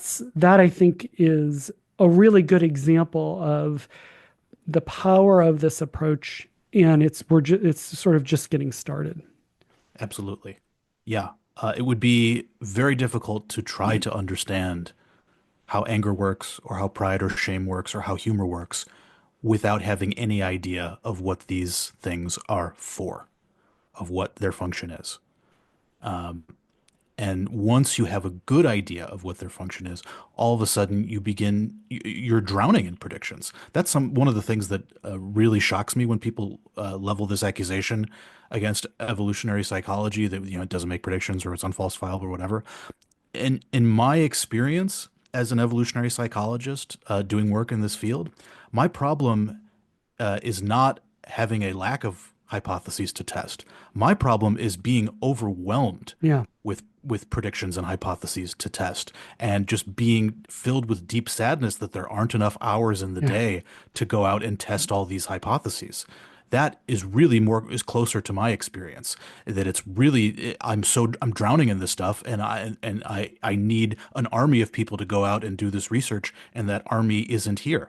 right. Yes. No, I mean, so I started teaching a grad class, even though UCSB is a really important hub and one of the origin places of evolutionary psychology. There had never been a graduate seminar in it. And one of the things that I did in the graduate seminar was have the graduate students do a task analysis. And we did Hmm. task analyses of jealousy, Yep. other things. And basically we would fill up a whiteboard. And maybe we can talk a little bit about what doing a task analysis means, maybe, or we can talk about that. But basically, it's taking an adaptive problem like not starving to death, for Hmm. example, Yeah. or taking something like jealousy and then sort of saying, well, what everybody sort of examine your intuitions or what you know about jealousy, like what kind of a does it quack like a duck, does it sound like a duck, does it swim like a duck, that kind of thing, like what is it, what is jealousy compared to everything else. And Yeah. then at a certain point it's characterizing that phenomenon like jealousy or that adaptive problem like not starving to death. And then just saying, well, what are all the design features that would be necessary, almost sort of like in a robot, right? To Yeah. actually achieve, to successfully like navigate a world in which this is the desirable outcome to navigate this thing, to not starve. And then immediately, like if you just, and we just fill up a whiteboard where you just sort of say, Mhm. well, like, okay, an organism needs to not starve. Well, then it has to figure out, well, what's food? Well, that's a problem. Well, how does it know what's food?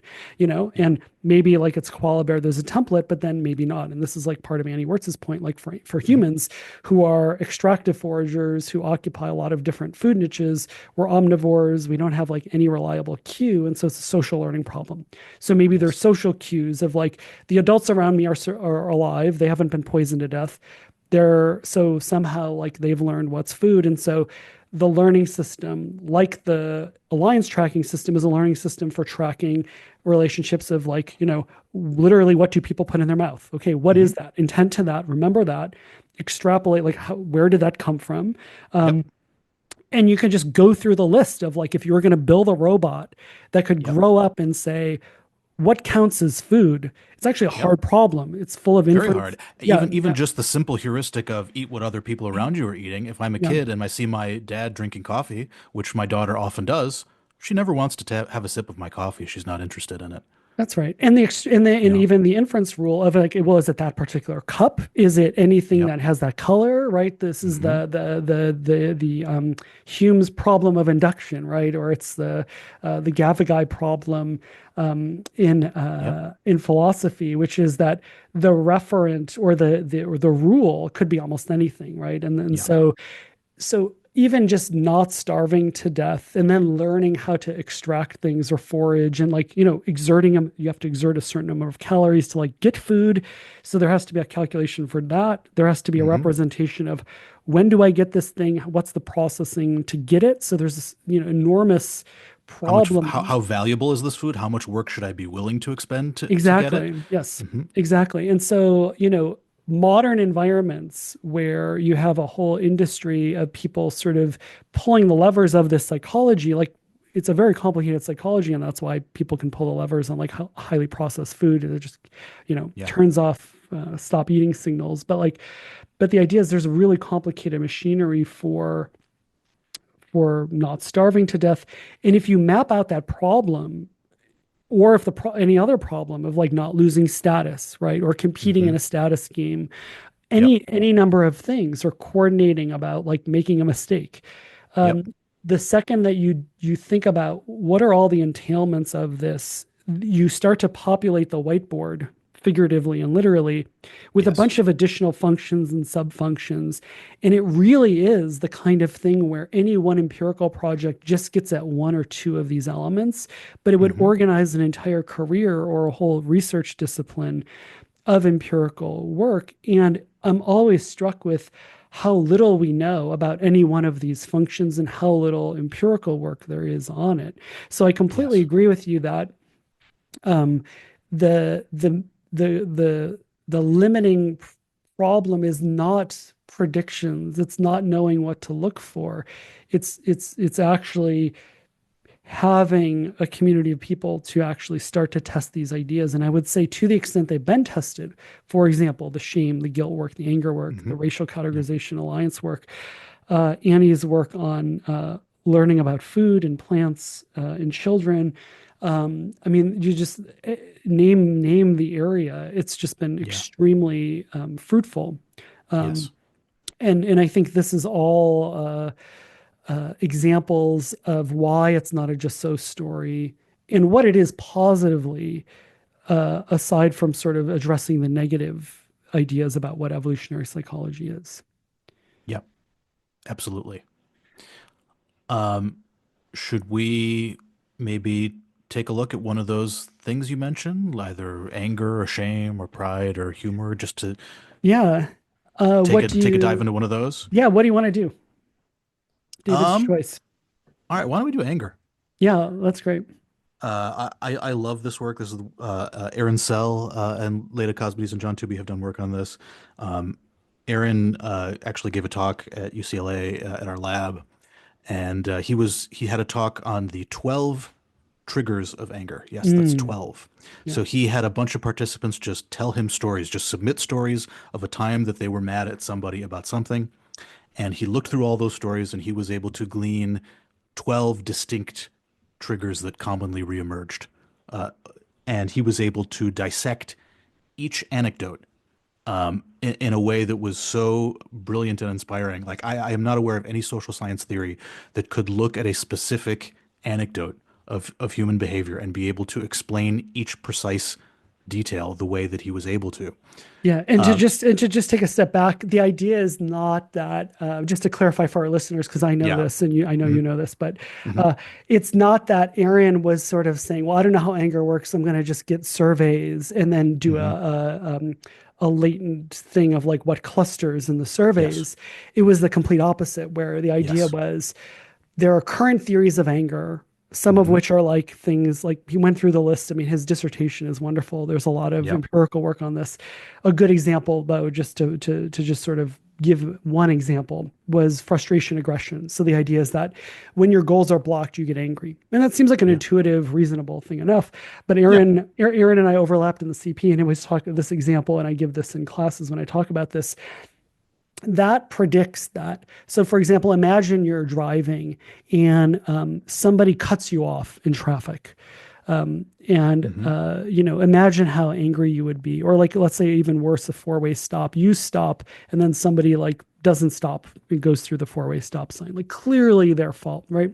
Just think Hmm. about how angry you would be. Hmm. Now, imagine that that car was just like, Mercedes-Benz silver convertible versus was an ambulance, Mm. right? Yeah. There's a real difference in how much anger you feel between those two kinds of cars. Yeah. And they're both thwarting your goals. And that's exactly Aaron's Yeah. point, is that Yeah. they're both thwarting your goals. And if the function of anger is that you get angry when your goals are thwarted, then there's nothing in that theory that explains why the ambulance is different from the Mercedes, right? And Aaron's idea, I mean, do you want to give Go. Aaron's, I mean, Oh, Aaron's you idea, can if you. yeah, Aaron's idea, and David, you'll flesh it out even better, is just that um, what anger is a set of adaptations for negotiating treatment and how people treat one another. So how much Hmm. people trade off their welfare with each other is a really fundamental, important thing. Meaning, when we make decisions, we're deciding, is the thing I'm doing benefiting me? Is it going to benefit somebody else?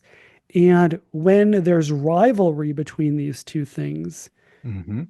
to what degree do I trade off my welfare for theirs? So, for example, my son, I am very willing to trade off my welfare for his, right? Hmm. Um, so that's very different, though, than like a stranger, right? Yeah. So I would not be willing to do that. And we have this trade-off between your welfare and somebody else's. In Aaron's idea, and Lita and John and Daniel Schnitzer and other people have been doing work on this. The idea is that what anger is it's a program, software in the mind for negotiating and bargaining for better treatment. So it detects situations in which you are not being treated with the correct welfare trade off. Hmm. And then it deploys a number of different strategies. And those strategies are often relationship dependent. So, for example, if you're in a close relationship with somebody and they do something that suggests that they're not taking your welfare into account well, then the first step would be to like be motivated to find out why they did that thing that seems like they weren't treating you well, because there can just Hmm. be like, Yeah. not another. So one example would be something like, I left the door open and your cat got out. Maybe I didn't Hmm. know you had a cat, right? And so Yeah. before you decide that I'm a jerk, you should just be like, hey man, did you know I have a cat and my cat got out? Like, it's a low benefit to you, a high cost to Yeah. me, you know? Yeah. Um, And my reaction would be extremely different depending on what you said. If you yeah, said, "Oh, I'm so sorry, I didn't know you had a cat. My bad. Next time I'll close the door." My anger would evaporate. But right. if you said, "Yeah, I know you had a cat. Whatever. I don't care. Yeah, exactly. Yeah, yeah, Forget about your exactly. cat." So Yeah. in the idea is that this is again gets at this level of invariance thing, right? Yeah. Where it's there's benefits to me and cost to you, benefit of me of opening the door, or just the cost to you of losing your Yes. cat. And you want to see, look, is Dave not taking my interest into account? Do I need to change either how I treat him because he's a jerk, more of a jerk than I thought? Or do Hmm. I need to let him know that this particular situation was a bigger cost than I'm willing to put up with? So I want to make sure he doesn't do it in the future, right? And Yes. so that's sort of the underlying logic of anger. And if we have a good relationship, it can be checking on that, well, sorry, if we have a good relationship, we're checking first did you even know that you were imposing a cost on me? Hmm. And then if I did, and I'm not sure that I want to change my behavior, then David, your recourse can be withdrawing cooperation. Yeah. So anybody who's in a romantic relationship will probably recognize this, where if you know your partner is mad, what their partner looking like mad is not what a stranger looks like mad. What a partner looking like mad is just somebody with a stone face, right? Yeah. Like, and that's just a cue of withdrawing cooperation. Now, Yes. for somebody that doesn't have a relationship with you, then the idea is that it's a threat to impose costs. Hmm. So looking angry, in either social costs or physical costs, or at least the threat of that. And the idea is that those costs, either of withdrawing benefits that are currently existing or imposing new costs actively, is a way to negotiate for better treatment. And the idea is that this is the logic of that software. So that's all the background to now David talking about the vignettes that Aaron presented, and Yes. how Aaron was able to extract in a very detailed level. Yeah, Yes. So first, I want to see if I can maybe do a quick summary of what you just said, just in yeah, case it's still unclear for people in their heads.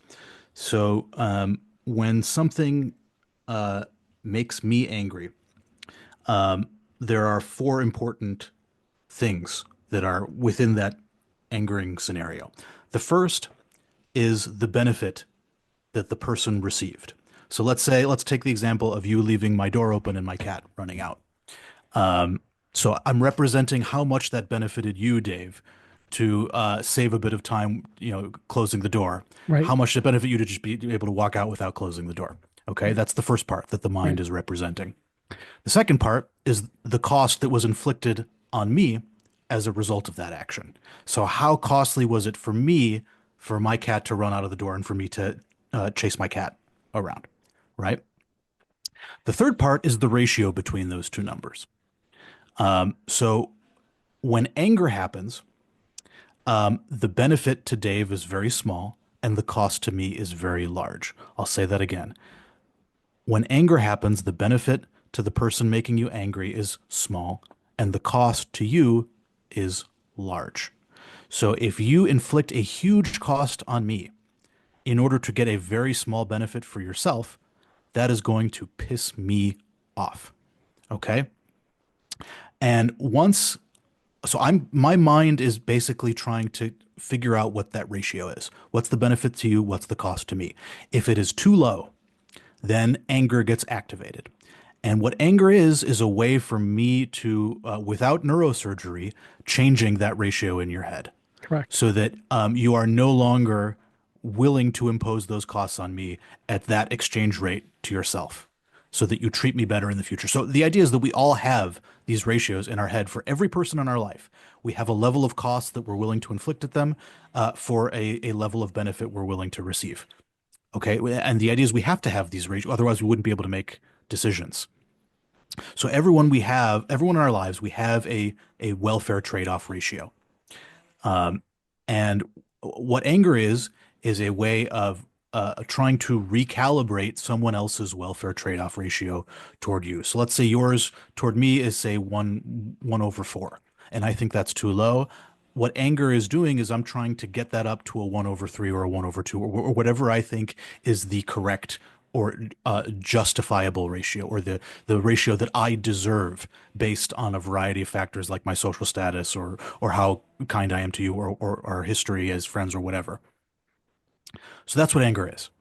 It's a way of recalibrating other people's welfare trade-off ratios toward you without doing neurosurgery. And the way you do that is by threatening to inflict costs. So if you don't treat me better, if you don't change your welfare trade-off ratio, I'm going to punch you, or I'm gonna withhold benefits. I'm going to stop talking to you. I'm going to stop sharing my food with you. Whatever. These are attempts to inflict costs or withhold benefits, conditional on the person recalibrating their welfare trade-off ratio and expressing that they've recalibrated it through an apology or a show of guilt, the function of which is to change your welfare trade-off ratio towards someone who you've wronged so that you treat them better in the future. Okay.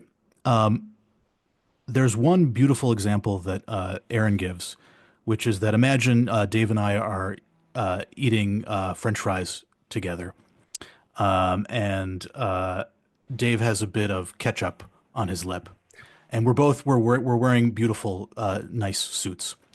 And Dave reaches across the table and takes my beautiful, nice tie and wipes the ketchup off his face with my tie. True story. This actually happened? No, I'm No, kidding. no, Yeah. no, no, no. This might have happened to Aaron. I No, don't no, know. yeah. Um, what's so beautiful about that is that it's the perfect angering scenario. Yeah. The benefit to you of wiping the ketchup off your face is so small. You could have easily just gotten a napkin. Yeah. And and the cost to me, if you're ruining my tie, is huge. The ratio is so out of whack there. Yeah, I that's would be right. so pissed off if you did that. Yeah, it's a great it's I love about it that examples really just, like saying the abstract logic sounds really stilted and weird Yeah, yeah. and foreign, Hmm. but then the Yeah. second you give examples, like the door thing, right? Like Yeah.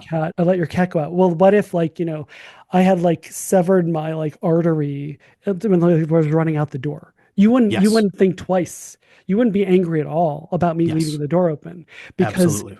it was a super I mean I was there it was super high benefit to me Hmm. to just go out the door, right? Yes. And so you wouldn't care at all about the fact that you're I mean you might be, but you're gonna be angry at me, but if I was just Yes. like no good reason, then it would be very different.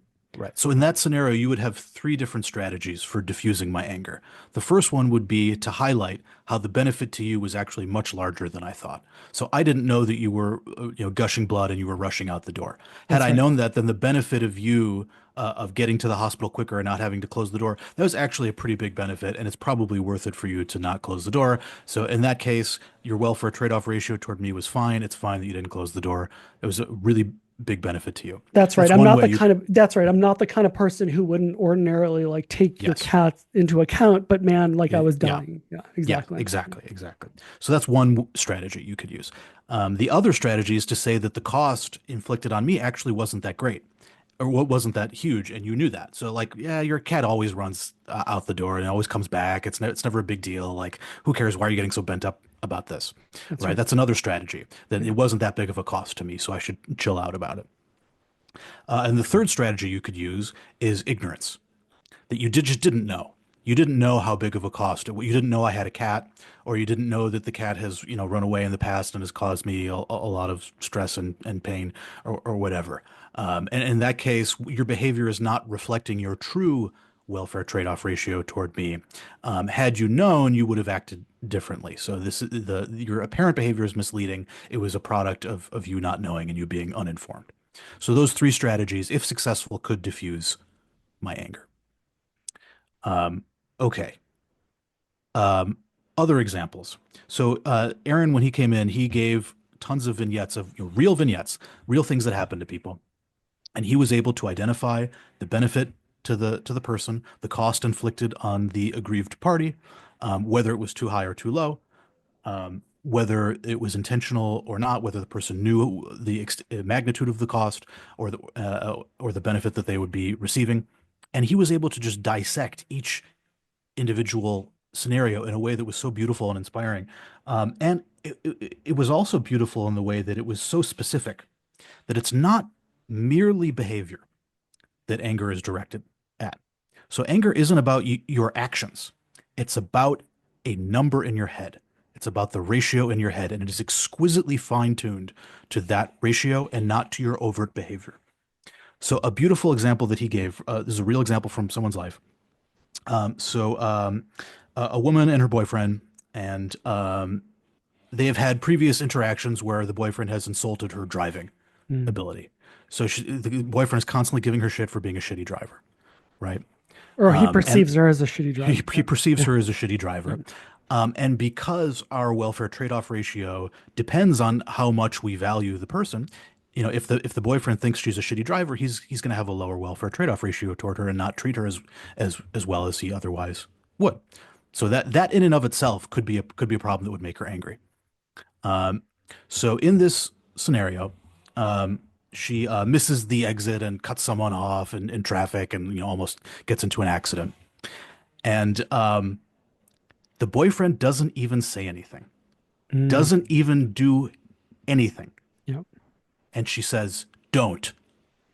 And she got mad at the boyfriend at that moment sure. because she knew what he was thinking. Yeah, yeah, yeah. So he didn't do anything at all. Hmm. The anger was not caused by any overt behavior. It was caused by a belief about what was going on inside his head, That's right.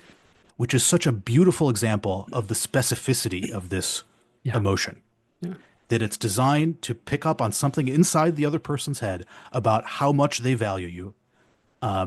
And if it's too low and they're not valuing you high enough, you're going to get angry. yeah, yeah. So that was my favorite example. There are others that I can't remember. Yeah, Um, but it sounds like what you're saying is that, a way to put it is there's a grammar. So mhm, there's Aaron, this idea of taking the adaptive problem of how people treat one another, understanding that it's a long-standing problem, understanding that there is a level of specificity where there are commonalities, there are invariances like cost, benefit, the person not holding a high enough regard for your welfare. Check to see mhm, if they understood it. Are they ignorant or not? Do yeah, I negotiate? Do I need to impose a cost, withdraw benefits, impose yeah, active costs? These are mm, all the things that are common across individuals, across time, across generations that are mm, built into the software. And by thinking about all of those invariances, Aaron was able to sort of create a grammar, mhm, a social grammar, if you will, that yeah, then was common in all of these vignettes. And you could look at the vignette and go in and really lift out in each case the reason why somebody is saying this thing is because they're trying to communicate that the cost wasn't so great, as in like the cat really didn't go very far. mhm, Or I had a huge benefit because, I was bleeding and I needed to actually like get out the door, I would die. mhm, Um, and so again, it comes back to this thing of if you have a theory of function, it reduces down all of the complexities and all of the noise and mhm, and blooming, buzzing confusion sort yeah, of the data. And yes, then you can really compactly and economically describe when somebody's angry, what they will do, in the same way you can compactly describe sort of how a plant will grow towards light. Is that sort of mhm, the point? yes, yes, well put. Yeah. So I think the anger thing is a really great example. So I think both the anger thing and the racial categorization thing are really nice examples of taking uh, a phenomenon we already know about, Mhm, anger, racial categorization. I mean, people have been studying anger for decades. There were different yep, theories of anger. People have been yep, studying racial categorization for decades. There are many theories about why that was happening. And the you even really smart people, you know, um, it's not enough to just be smart. You have to think about what the thing is for. And to take an mhm, artifact analogy, like if you don't know what yeah, a car is for, you can be really smart, but you can come at it the wrong way. And yeah, it's not saying that any one approach is right. And there are, there can be wrong evolutionarily informed hypotheses, but that's fine because you're at least narrowing down the possibilities. But in these cases, this welfare trade-off and this alliance tracking idea really cut through all the confusion surrounding these phenomena. And these are just two examples sort of off the top of our head. yes. The one of the main benefits I see to doing this kind of task analysis, reverse engineering, adaptationism, whatever you want to call it, is that it really constrains the hypothesis space once you start thinking in this way. So if you're going to do a good task analysis of an adaptive problem that our hunter-gatherer ancestors would have reliably faced throughout our evolutionary history, and you're going to posit a cognitive system that evolved in response to this selection pressure, and you're going to test for the existence of that cognitive system. Already you have wiped away 99.99% of all the possible hypotheses you could have about the thing you were studying. So like right off the bat, I'm positing an adaptive problem our ancestors would have likely faced. That screens out tons of hypotheses because there were lots of things like racial groups that our ancestors would not have plausibly encountered. And so right off the bat, that suggests that any adaptation for racial categorization is implausible. We should not explore that hypothesis, right? Right. So right off the bat, you have constraints about what the ancestral environment would have plausibly been like, what kinds of challenges our ancestors would have likely faced. Yeah. Another Yeah, can I just constraint, yeah, interrupt go really ahead. quick? Yeah. One thing Yeah. I think that's really important to say, because I can imagine people listening thinking Yep. this, and it's an important thing to say, is people often say, well, we don't know, we can't know for certain. But Hmm. that is exactly like the criticism of just so stories because the nose is poorly designed. It uses the principle to reject the principle, which is, of course, we can't know certain things for certain. So that's why you are always thinking for the thing that you're most certain about. We can be certain Yes. that alliances were present over evolutionary time. The idea that there Yes. was a particular kind of alliance is less certain. It might still be more certain than Yes. like even something less certain. But the Sure. idea is that we're constantly criticizing our thinking and trying to describe things in a way that would be the most certain Yes. that you can't get at if you just ignore the issue altogether. So when people Hmm. sort of say, well, you can't know anything about the evolutionary past, often what they are saying then is that we shouldn't even think about how likely it is Hmm. that there were certain selection pressures as opposed to others. But that's the exact opposite of their own point, which is that we should actually just try to stay in the range of things like where can we pretty certain people impose costs on each other or Yeah. conferred benefits, and Yeah. needed to negotiate that. There's the anger thing. That's Yes. very likely. So I just want to point out that Yes. weirdly, people will often say things like, well, we can't know anything with certainty. And then therefore, any attempt to be more or less certain is hopeless. That Yeah. second thing doesn't follow at all. So I don't want to I Yes. didn't want to interrupt too much, but I want to say that No, important here. absolutely. Yeah, Crucial point. Yeah. We want to build our evolutionary theories off of things that are most certain. To the extent that we're building our theories on a shaky foundation of uncertain premises about our evolutionary past, well, that should cause us to doubt the hypothesis the more uncertain that premise is. that's So we right. should be building our theories on solid premises, on things that we're relatively confident would have been true throughout our evolutionary history. Insofar as we're building our theories on foundations or on assumptions that we're not sure about, that should weaken our confidence in the theory.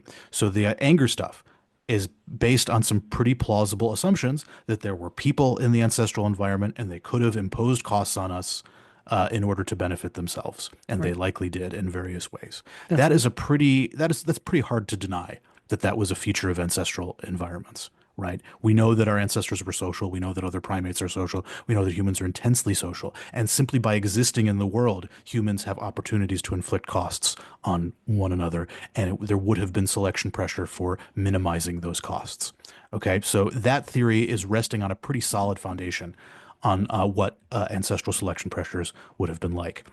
Similarly, with the racial categorization work, we know from evolutionary genetics work that skin color is a recent adaptation and would have not been an enduring feature of ancestral environments. And even if it was, the idea that our ancestors were engaging in intercontinental travel is implausible. So that theory is resting on a really shaky foundation, and therefore we should have lower confidence in that theory that we have adaptations for racial categorization. And that's part of how we can rule out that hypothesis. We can also rule it out with empirical data showing that we don't, in fact, categorize by race when there are other alliance cues present.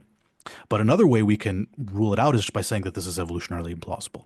That's right. And if somebody disagrees with that, they can make that Yeah. claim and say, Yeah. but that's the point, is you say it explicitly. And then Yes. that's the thing, is by making it explicit, it's not less falsifiable, it's more, because you're actually giving the logic of Yes. implicitly or explicitly, I think this is an enduring, long-standing problem. And that's why I'm thinking there's a system that has X, Y, and Z, like the anger system.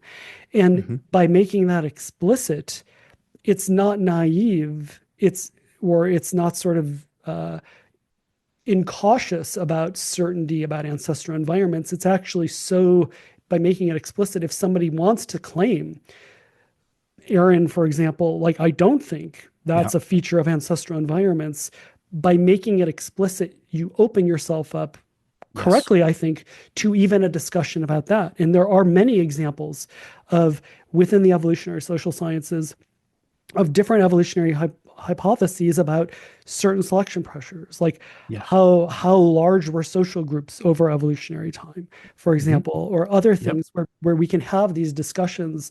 But if you don't make explicit the idea of, here is the claim about the enduring feature of the environment, then it's not more careful about Yeah. certainty, it's less careful.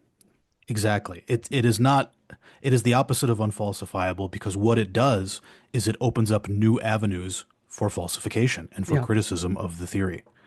If you're explicit about the assumptions you're making about the ancestral environment, that opens you up to new kinds of criticisms and arguments against your theory. You are making your theory more vulnerable to being challenged, or even falsified.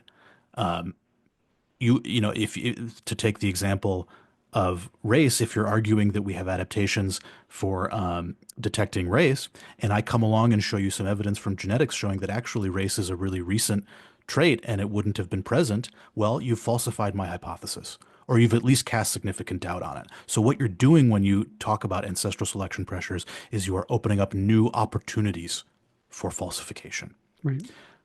So moving right along. So right off the bat, you have to come up with an ancestral selection pressure that would have been plausible, a foundation that you can build your theory on. That rules out adaptations for racial categorization. It rules out tons of other hypotheses that you would be inclined to make.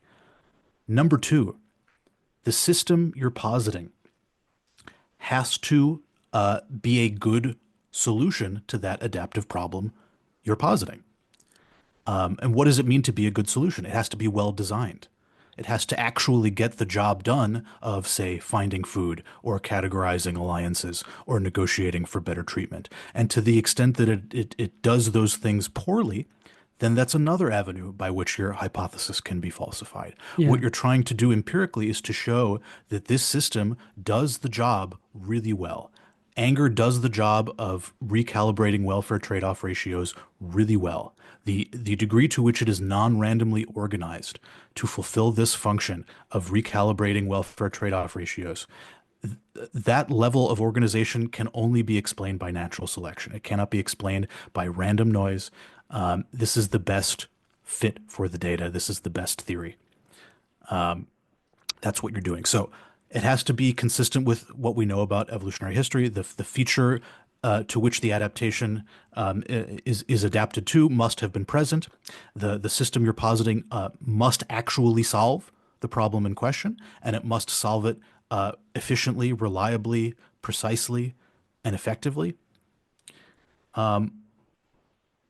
Just incorporating that into your theory building rules out so many hypotheses. There's so much psychology, for example, that argues that the function of a cognitive system is to pursue happiness or to generate positive hedonic states, to uh, to make us feel good. So social identity theory argues that we like to identify with groups and defend the reputation of our groups because we feel good when we belong to a group and we feel good when our group looks good. And the function of this system is to produce positive emotional states. If you're doing good evolutionary psychology, good adaptationism, the function of pursuing happiness or increasing positive hedonic states is not a viable evolutionary function. Evolution does not design organisms to get stuff inside of their own heads. Evolution designs organisms to get stuff in the world that would have reliably increased their fitness in ancestral environments. The idea that we have adaptations for increasing happiness is incredibly implausible. Even if you were to assume that happiness, for whatever reason, was correlated with fitness in ancestral environments. Let's just make that assumption. Let's make the dubious assumption that in our hunter-gatherer past, people who were happier were more likely to survive and reproduce. I don't think it's plausible, but let's make that assumption. Even if that's true, that would not result in a motivational system designed to seek happiness. The result would be that that we would evolve to be happier. Just as if a squirrel is insufficiently fearful of predators, the squirrel would not evolve to pursue fear as a goal and try to, like, they wouldn't be jumping out of the bushes of each other and scaring each other to pursue fear. No, they would just become more fearful, right? If happiness truly increased our fitness, we wouldn't evolve to pursue happiness, we would just become happier. So right off the bat, this is ruling out, a huge chunk of existing psychology Can I as, can I push yeah, back a little bit? Like, sure. and I think we should have a happiness Yeah, that would be a discussion. good topic. Yeah. I mean, what about the argument that it's a proxy? I mean, the way I think about those claims is that Hmm. those are fine descriptions, and we even talked about this because I study Yeah. groups. People are motivated; they feel good when they join a group. That's a perfectly fine sort of within the experience of a person description of sort of how they work. But then you can translate it into a more evolutionary perspective, which is, well, what features of a group would actually why would people feel happy about joining a group, or what should, if we think about sort of like that's the robot expressing this is a good situation. if, Hmm. if if somebody says like so again, like thinking about people from this level of software, like people are Yeah. robots. If the robot tells you I feel good right now because I'm a member of a group, Hmm. you could be an engineer about it by thinking, well, okay, the robot software is registering it's in a good situation Hmm. from an evolutionary perspective, given what affordances and functions group membership is. Hmm. What can we predict about the kinds of cues or the kinds of software this robot would have to detect what counts as a good group, what counts as a bad group, and correspondingly when it should feel good or not good? Yes. And I think that's the way, for me at least, I think about it, right? So it gives teeth to what is otherwise trapped inside the internal arbitrary thing of just like it's essentializes, right? It's saying like a group is an essentialized category, feeling good is an essentialized category, and they're stuck together, they're like Velcroed together. And what an evolutionary approach does is it says, group, you're not allowed to think a group exists. It has to be composed of a bunch of evolutionarily recurrent cues, and happiness, or like the detection of this is a situation that's good, or maybe more sophisticatedly, a detection of a situation that's even better than is expected for now. Um, Hmm. what would those kinds of situations be? Yeah. And from an evolutionary perspective, and that gives that unessentializes and turns into an engineering problem Yes. what is otherwise the bland statement of like, I like to be happy because I'm a member of a group. Like, I don't think it's a problem for people to say that. It's just, it's a very limited perspective on the broader phenomenon. Got it. I'm going to do something I rarely do on this podcast, which is Good. disagree with you, which is great. Excellent. Yes. I think it is a problem when people do Okay. that. Good. And here's why. If I'm designing a robot to say join groups and defend group reputations, uh, and I'm drawing up my blueprints of what the robot needs to be sensitive to and what it should be motivated to go out and get, there's going to be no spot on my diagram for happiness or for good vibes, right? I don't need that. I can just program the robot to go out and find groups and detect them and join them. And if it detects cues that its group is under attack and needs to defend the group's reputation, the robot will spit out a compelling monologue about why the group is actually heroic and brave and making the world a better place or whatever. But I don't need happiness to motivate the robot to do those things. And so we need to ask the adaptationist question about happiness itself, about feeling good itself. What is that for? Why does that exist? And once we ask that adaptationist question, people are inclined to give the answer, oh, it evolved to motivate us to go out and get things. That is a bad adaptationist answer. Because if the purpose of happiness is to motivate me to go out and get stuff that increases my fitness, well, then how does evolution motivate me to want happiness? Right. I Does it remember, have to yeah, you kind does it of, have to give it's me does it a, have to give me more happiness? yeah, yeah, it's a circular problem. So It's what is, completely circular. yeah, so what's your argument for what it is? Yeah. So my argument is that what happiness is a way of recalibrating our motivations and our expectations when something turns out to be better than we intuitively expected. So if I'm, let's say, making a paella and I'm not confident about it, and I think it's going to taste bad, and it ends up being amazing, well, my mind has a lot of recalibration to do. I had some mistaken beliefs about the quality of paella and my own ability as a cook, and those beliefs need to be recalibrated. And also, my motivations need to be recalibrated. I now need to jack up my motivations to make more Spanish cuisine in the future. And so, all that recalibrational work has to be done somehow. And I think the job of happiness is to do that recalibrational work. Mm. So what happiness does is it forces you to slow down, stop, pay attention to the awesome thing that's happening to you, figure out how this thing could have happened. How could you have been so mistaken, right? Where did you go wrong in your expectations? Where did you go wrong in your priorities and your motivations? Pay attention to the thing and figure out what is causing it. What is unique to this outcome? Once you figure that out, change your priorities, change your expectations, seek out more of this thing in the future. The next time you encounter it, expect it to be good or expect it to be better, Yeah. right? Good. Yeah, yeah. Yeah. And so that's excellent. And that is, you're right. It's much more sophisticated. I wonder Yeah. if then, so like, let's imagine, let's go back to social identity theory. Yeah. Um, for me, which is like, I think it's right. And it's, for me, it's a source of additional hypotheses about additional design. But I agree, it's not fully fleshed out in the way that they talk about it.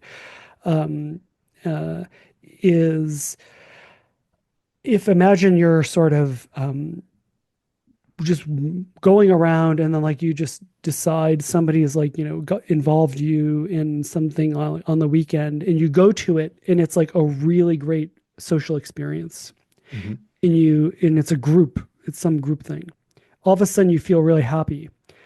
I think the argument would be like all those same functions are there, which is that, you know, you were mistaken. You weren't expecting this to be an important part of your uh, uh, the benefits, the sort of grammar of my Yeah. representations of like, is this a group or set of people that I'm going to invest in that I get Yeah. benefits out of that are worth prioritizing compared to all the other things I could do? Yeah. That feeling of happiness is happening now for that group. And so Hmm. I wonder, and maybe this is just saying the same thing in a different way, but Yeah. for me, like when I hear social identity theory, I'm translating like people are motivated to feel good or to join groups because it feels good Hmm. as is that the feeling good is the thing that is leading them towards of all possible groups, the ones that are in a gradient towards better than what they're currently in. And the Hmm. step by step movement towards better than they're currently in is Hmm. caused exactly by this process you're describing. Yes. So that is a much better way of, because then you have some sophisticated predictions about when you're going to feel good joining a Correct. group. When Correct. the group is better and a better investment than you would have expected compared Correct. to the Right. existing alternative groups. Hmm. And so Yeah. we have another example of a beautiful prediction you can make by taking an evolutionary perspective. So And when you I, should be dissatisfied with the group too. Yeah. yes, exactly. But we can also say that being part of a group shouldn't necessarily always make you feel happy. Right. If you know the group is treating you exactly as well as you thought, and it's exactly as cohesive as Yeah. you thought, Yeah. there's no reason to feel happy. Your That's right. motivations are set correctly, your expectations are set correctly. You can hang out with the group all day and not feel much happiness at all. And so that's one case where taking this hedonic perspective of everything is about pursuing happiness will lead you astray. Yeah. And there are That's even right. cases, and there are even cases where defending the group will make you feel unhappy. So being vigilant against threats to the group, and thinking in a conspiratorial way about all the people who might be out to get you, or all the harms that might befall your group, that's going to make you sad a lot of the time. But we should still evolve to do it. It's Yeah. still adaptive to do it because what we're pursuing is not happiness, but group integrity and group success in competitions. Yeah, that's right. And it makes predictions about, to the extent that the group membership thing, what you're getting out of it is social benefits and compared to alternatives or your own intrinsic value with respect to the group, it makes predictions of you should become more dissatisfied with a group to the extent that, for example, if all of a sudden your social status or bargaining power increases Mm-hmm. and nobody else in the group does, that should Mm-hmm. make you more dissatisfied with the group. Or if Mm. another group all of a sudden becomes available Yeah. and it's better for you, and not, the argument is none of this is conscious, quote unquote, it's just the systems detecting this, Yep. then all of a sudden the new opportunity should make you more dissatisfied with the current group. And so Absolutely. these are, you're right, these are all predictions that are unpacking what is Mm-hmm. otherwise a description staying at the level of emotions. It doesn't, and it's like kind of what Jamie Krem said in the other, in a previous episode, which is there's an additional why question, which is Mm-hmm. in how questions. It's, Yeah. well, what is a group? Why does joining a group make you feel good? And why and how, right? And what are Mm-hmm. the Yes. predictions? And so I think, Yes. so yeah, I mean, do you think that that's fair? What we just characterized? I think we just kind of converged Yeah, on. I Yeah, think we did converge yeah, totally. Yeah, agreed. Yeah, no, it's okay to say that we do things to feel good, I suppose, as long as you're unpacking what it means to feel good yeah. from an No, adaptationist perspective. that's right. Yeah. Yeah, yeah. Otherwise, you're stuck in sort of this. Marvin Minsky has a book that's called The Emotion Machine, and it's interesting because he's coming at it from an AI perspective, but it's very much this engineering perspective. And it's The Emotion Machine is it's his follow-up book to the much more popular Society of Mind book, which I recommend Hmm. people read if they haven't already. The Emotion Yeah. Machine book, in some sense, it's very sophisticated. In other ways, it's not, because some of the things he appeals to are sort of not in his wheelhouse. But it's a very good book in some respects, and it's about sort of high level cognitive architecture things. And one of the things he talks about in this book is that if you stay at the level of what we had talked about before as the intentional level, he doesn't use this language, but he sort of stumbles on this idea of motivations. So the person is motivated to like pursue groups that make them feel good. Yeah. It's sort of, it's not an engineering problem, right? Or if you are an engineer, you're Yeah. stuck with these questions, these deeper why questions that, like Jamie Yeah. pointed out. And so I think, um, this is again another reason why it's not a just so story. In some sense, it's actually people are motivated to join groups they like is a just so story. It's kind Yeah. of ironic, right? It's that Yeah. staying at the intentional level and not translating that into the fleshed out with teeth, with predictions. What Yes. counts as a why should we feel good? Translating Hmm. emotions and concepts like groups and belongingness into a set of circumstances and outcomes. Hmm. That is the opposite of a just so story. I agree. I want to chime in on that point in particular, which is I have this belief that there is no such thing as non-evolutionary psychology. I don't think that exists. I don't think you can do psychology in a non-evolutionary way. What you can do is do psychology with your evolutionary assumptions unstated and implicit. You can do that, and that allows you to come up with theories that are evolutionarily implausible and have dubious assumptions attached to them because you don't bother to state those assumptions and make them vulnerable to criticism. So you can do psychology. You can do bad evolutionary psychology without knowing you're doing bad evolutionary psychology because you haven't made your assumptions explicit. But at the end of the day, the psyche is an evolved organ. It is a product of evolution like any other organ. It is divided into subsystems with specific functions, like all of our organs are.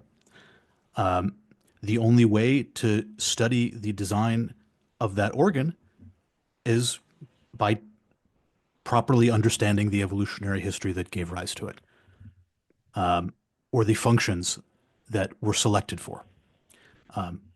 So when you're doing psychology, there's no way to study the psyche as something other than an evolved organ. If you're making a claim about the mind, you are implicitly making an evolutionary claim because the mind is a product of evolution. Any claim about it entails certain evolutionary assumptions. And so what evolutionary psychology is just making those assumptions explicit, forcing you to make those assumptions explicit so that they are open to criticism and that they allow you to screen out implausible hypotheses and constrain the hypothesis space and open up new avenues for criticism and refutation and falsification. It's just doing psychology, but you're being explicit about all the assumptions you're making. Yeah, that's Uh, right. Yeah. And Dan Nettle and Tom Scott Phillips have this great paper, Is a mhm. Non-Evolutionary Psychology Possible? Yeah. And I think that, roughly is their point as well. I think Yeah. that's sort of a way of putting it. Yeah. Cool. So, so number one, that's why, number one point is just that's why evolutionary psychology isn't a just so story, or, as Lita once said it, one of her students used to say that it's just so, meaning like it just fits everything just so. Oh, by the way, Rudyard Kipling, of the just so stories, um, Rudyard Kipling, I Rudyard, is believe. that, yeah, Yeah. yeah. Yes. Super racist. Oh, really? And not in oh well, we have to like understand like he's a product of his time. Like Hmm. Mark Twain, George Orwell were contemporaries, were like scathing about him. Yeah, no, no, no. So it's kind of funny. People kind of throw Rudyard. How did you say it? I can't even say I it. think Rudyard or Rudyard. I don't know how it's Yeah, I don't know how pronounced. to, I don't know how, Yeah. so apologies. Well, not Yeah. really, but yeah, Yeah. apologies. Who cares? He's a racist, Kipling, whatever. yeah, no, no, no. So like people kind of throw those just so stories at EvPsych, but they're sort of throwing a very racist, imperialist person at EvPsych, which is, I think, sort of Oh, ironic. interesting. I wasn't aware of that little Yeah, bit of history. yeah, yeah, yeah. He has this book called, or it's a poem, "The White Man's Burden." Oh, okay. And then Mark Twain did a spoof on it, sort of to the person sitting in darkness or something like that. And it's sort of, so Kipling's point was sort of imperialism, it's sort of like for the good of the half demons, I think is a quote. Yeah. And Mark Twain was sort of like, maybe not."